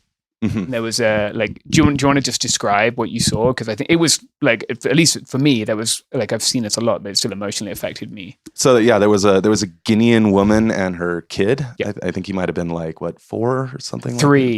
Yeah. And there was also a Nigerian woman. That's right, Nigerians speak English and Guineans speak French. Yeah. They weren't really able to communicate with one another, and yet they were still traveling side by side because they just teamed up because they were in a desperate situation together. One of them was she in sandals? One of them didn't have shoes at all. Didn't have shoes at all, right? Yeah. 6 weeks is a long time, when you're doing this. Well, you see horrible things every day. Yeah, it's been a very eventful time. Yeah. Every day feels like a new story. And they just kind of sat on the side of the road and were out of breath, and they were just basically asking us to help them. Yeah, I remember the little girl because we were obviously concerned with this lady who didn't have shoes and trying to help bandage her feet and stuff. But then I remember the little girl just wasn't saying anything, and I suddenly realized, this little girl's probably very cold, and she was early, mildly hypothermic. Yeah. And so I had her wrapped up in a little mylar blanket with me to warm her up, and it's just, I don't know, it just for one reason or another, that was a moment where I was like, why on earth are we doing this to a 3-year-old? Like, what possible reason could there be for this 3-year-old girl to have hypothermia here in the richest country in the world? who could possibly agree that this is a good thing? Yes. You know? Yeah. Or another experience I had in the beginning of February where there was this Colombian man who was in tears who approached me and told me that his daughter was very, very ill. And he dragged me over to a porta potty, and she was there bundled up with like 9 blankets or something, not really responding to my questions. He was trying to contact 911, but the responder on 911 or the dispatcher didn't speak Spanish. So I had to communicate with them and navigate the whole situation. Turns out she did have hypothermia. Yeah. And but the ambulance would not take him along with the mother and the child to the hospital. So again, it's another case of family separation. Who knows what might have happened? They would have gotten processed separately. He could have ended up in Louisiana, and she could have ended up in Riverside or somewhere else. Yeah. And at that point, once again, it's not the government or your taxes that will pay for those people to be reunified, right? Like that's work that's done by NGOs and voluntary organizations. Exactly. Yeah. Despite the massive amount of money we spend on, and we were just talking the other day about how the architectural marvel of sections of the border wall, right, where they've poured concrete at like a 45 plus degree angle and spent millions of dollars for every yard of that, and we don't have enough money to give this 3-year-old girl a blanket or to get that family back together. It's pathetic. It's mind-boggling. Yeah, even today with that dude from Brazil, he came up to me when we first got here. They were starving, wanted food, water, and he was like, I'm sick, I have a fever. So I hooked him up with some cold medicine that we had in our med kit. Mm-hmm. And then later, when we went back to do the second round of feeding, he got more food and he was like, thank you so much. We're starving. We were told to, when we were dropped off, to wait in the mountains at 6 p.m. to 6 a.m. So they were just... hadn't really, I don't know if they were on the American side yet or how that worked, didn't really describe it, but had to wait in the mountains before crossing. And so people are getting sick out there.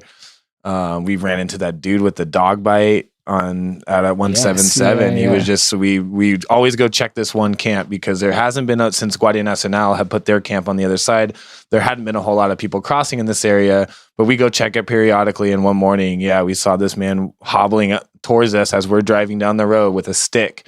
And we're like, why is he walking like this, pulled over? And he was bitten by a dog. He said he went to take a drink of water and some dogs attacked him. 2 dogs, I think. Yeah. Yeah. He described it as a wolf, right? Yeah, like he used the word wolf. Yeah. Yeah. So we called the EMS and they picked him up and took him to the hospital. So. Right. But if you hadn't been there, it's a long way to walk with a dog biting your leg. Yeah. And who knows? Border Patrol might not even have EMS'd him out. They might have just tried to process him with the dog bite. Yeah. Could have gotten infected and gotten worse. Yeah.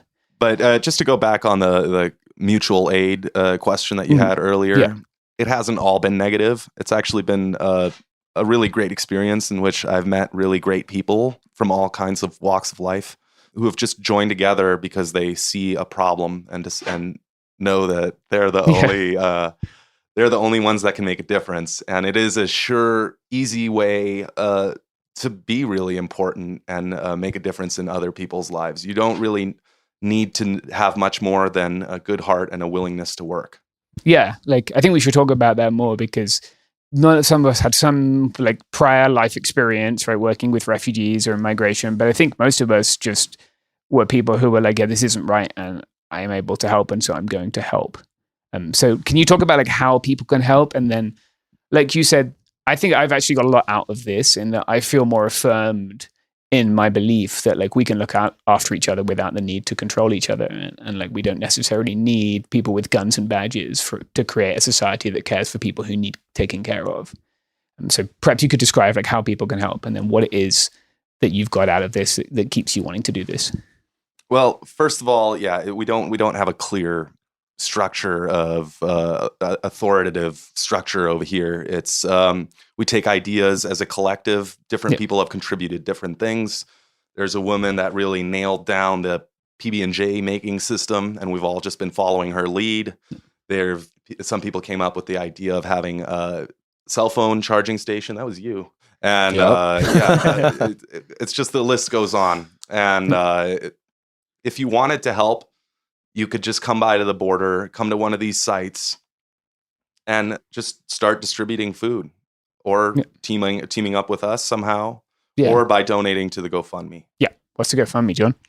So it's a GoFundMe that was set up by my dad, I don't actually know what it's titled. Yeah, like Hakumba Migrant Aid. Yeah, I think if you search GoFundMe Hakumba Migrant Aid, it comes up. Samuel Schultz, I think, is by Samuel Schultz. Yeah, so you'll know because it has like $50,000 on it and like maybe 7 words as a description. It's like Google Hakumba, because not much else is going down here, I guess. But yeah, people can help that way. And we've had people come who listened. We had 2 people this morning, right, who'd heard about it on the podcast and had come and helped.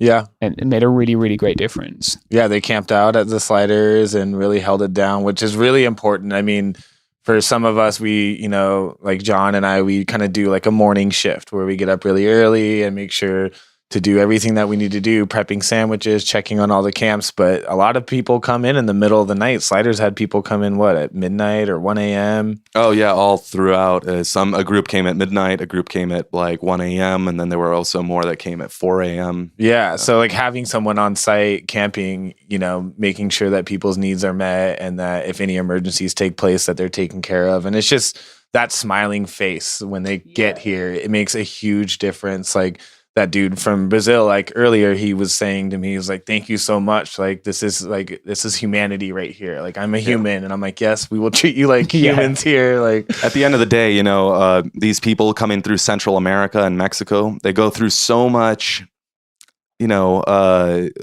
extortion, people ripping them off, just feeling unwelcome throughout that whole voyage. Yeah. Just having a group of people welcome them into the country and treat them with dignity is worth more than any bottle of water or sandwich that we can give them. And, you know, that's the main thing that we're doing, I would say.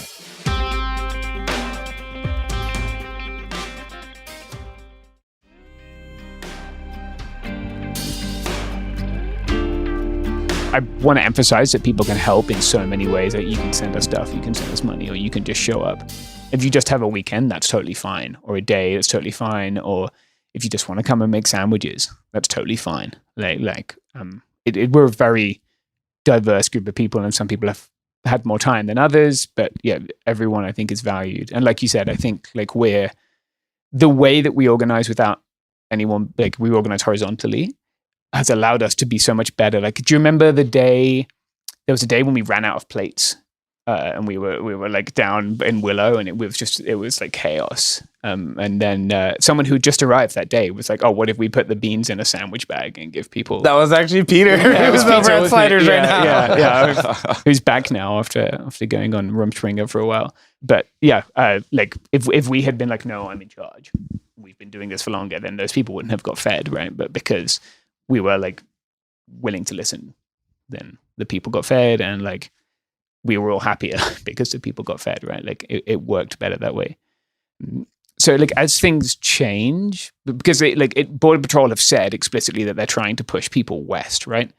What do you think, like, what do we need going forward? What do you see like the situation being? And like it would be good to explain the context of like the changing seasons here as well.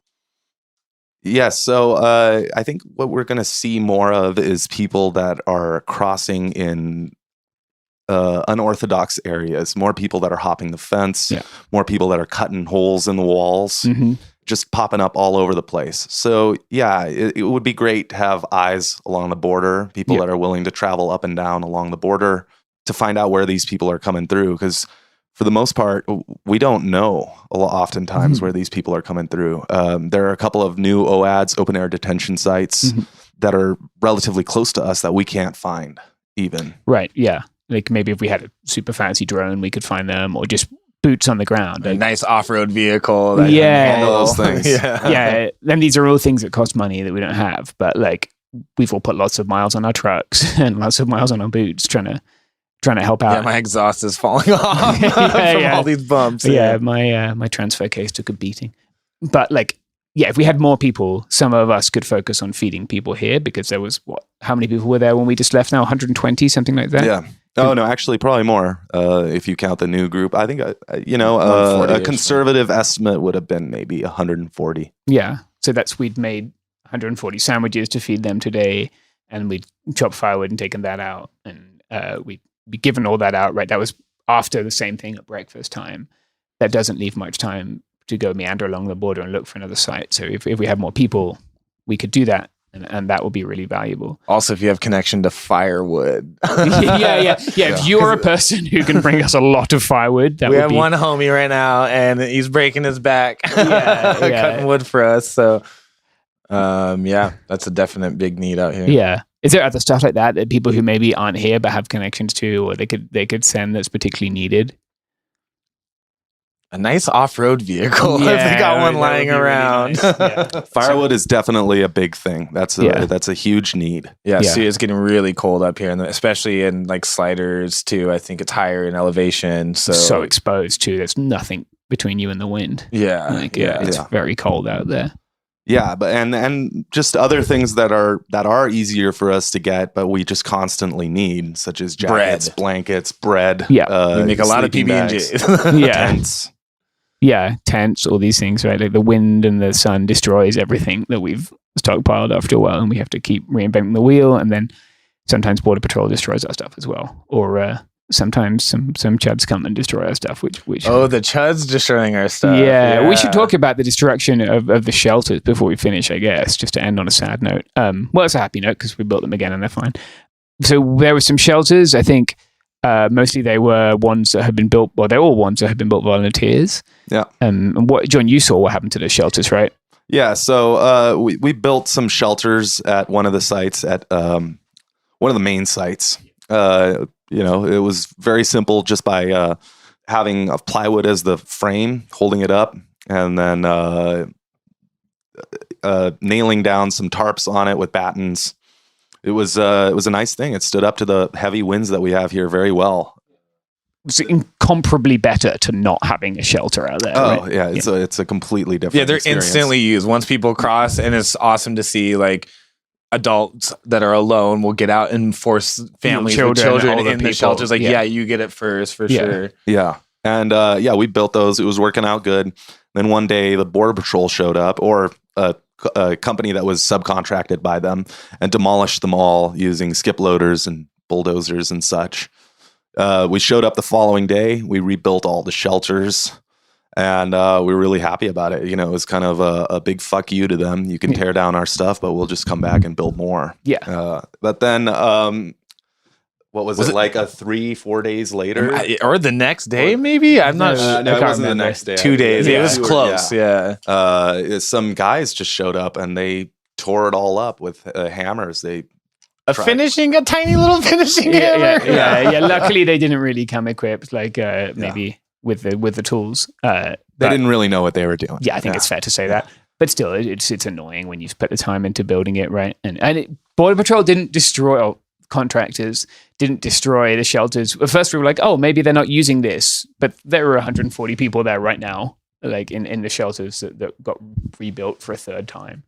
Right? So, like, I guess even we do appreciate people donating, and we understand that people's resources are scarce, and like the economy is bad, and the rent is too damn high, etc.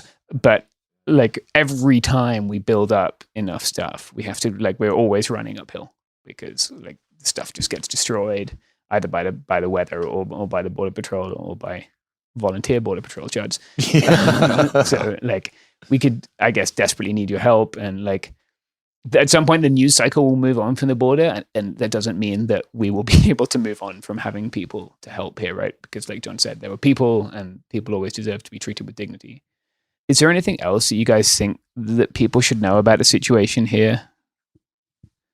Before we wrap up, John's looking deeply curious. It's kind of chill. It is really nice. Like I like being here. I come here because it makes me happy, and my friends are here. Yeah, and like the Sliders location is located in a really awesome. Like you can see down just past the border wall. There's like a nice little train track that used to go from U.S. into Mexico, I guess. Yeah. And just beyond that, there's like sheep on a farm that you can see in the distance, like rolling hills. The clouds come through, and like it's a really beautiful place to be and to hang out. And a lot of the locals that don't hate what we're doing are very nice. The people at the hotel are very supportive, and we're a great group, really good people. It's always really fun to do anything like this. People are generally enamored by our project and want to be involved and come back a second time. I mean, we're kind of like cowboys. I mean, we're doing this all on our own. We're driving up and down, looking at the sites, looking around, and all that whole responsibility is on our shoulders. Yeah.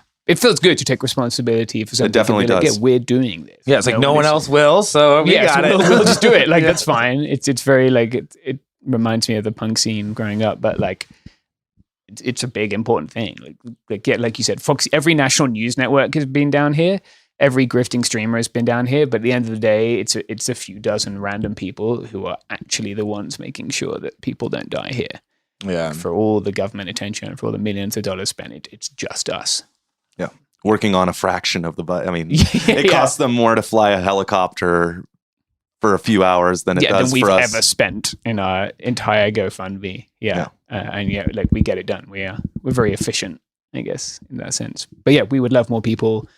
People have come because I listen to the podcast, and that also like just for me personally means the world to me. Like most of the time we just talk into a microphone and then you can't really see who you're talking to unless you go on like social media, and that's not always the best reflection of humanity.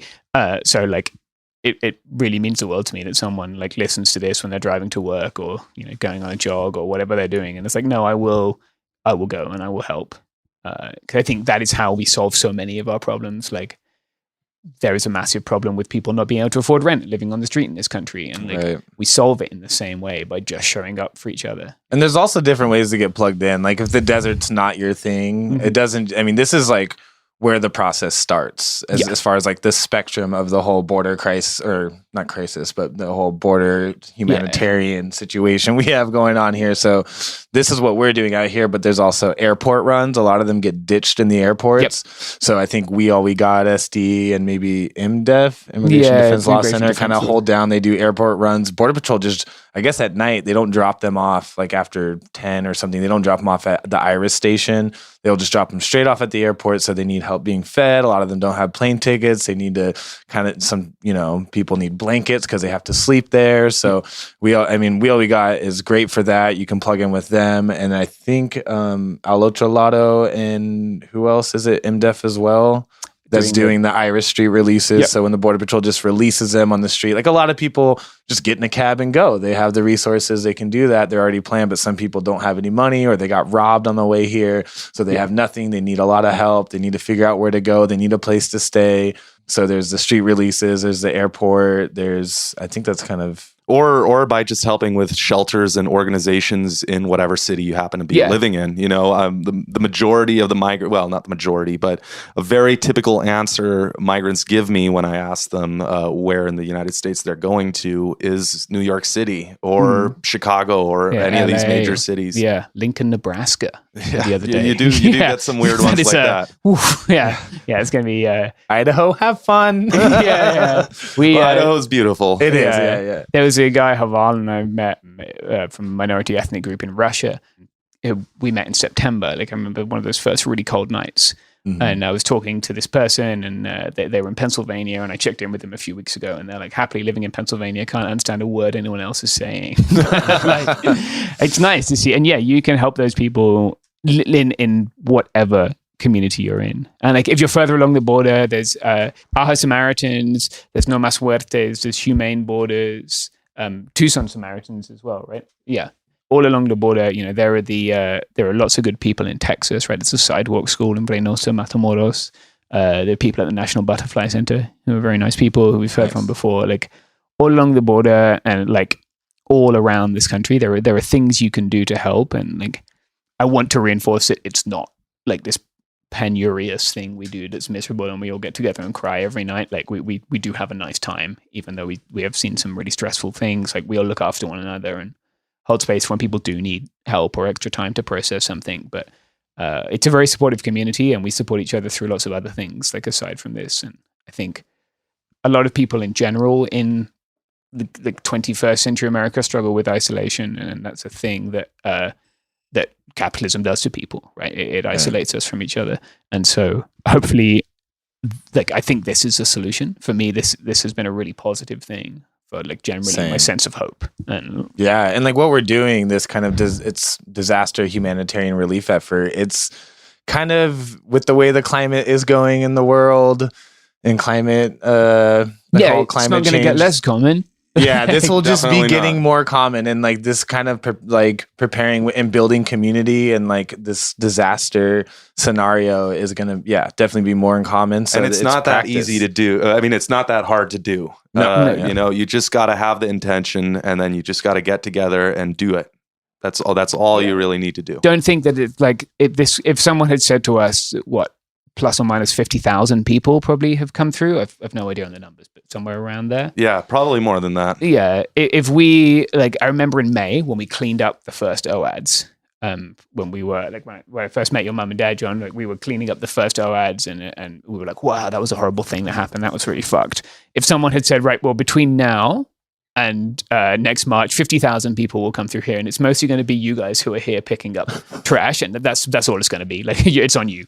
It would have seemed overwhelming, right? But I don't think people should feel afraid to confront these big problems, because between the group of people who we've assembled here, we've been able to confront this problem and make it survivable, and treat people with dignity, and bring some dignity and humanity into a situation where there wasn't any. Right. Yep.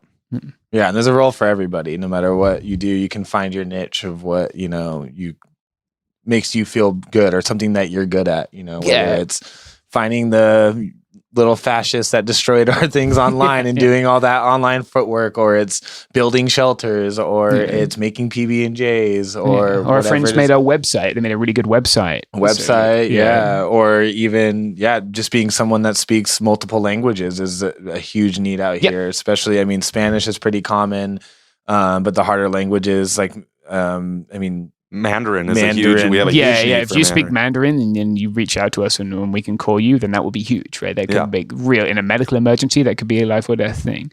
Yeah. And so there are a ton of ways to help, and I would really encourage people to get involved if they can. Where can people follow along with you two? Do you have social media or anything that you want to plug? I don't. I'm going to keep mine private. No, John, you're depriving the world of such a beautiful thing. One of how I got involved in this is through members of a drumline that I am part of. So we show up for protest, have been since 2020. Direct Action Drumline on Instagram. We post a lot of different stuff, from organizing for Palestine to we were doing a lot of Black Lives Matter stuff early in 2020, and now it's kind of cross mixed with Border Aid since I've been out here. So we occasionally will make posts, so you can follow along there. Alo Gelato is a good one to follow on social media.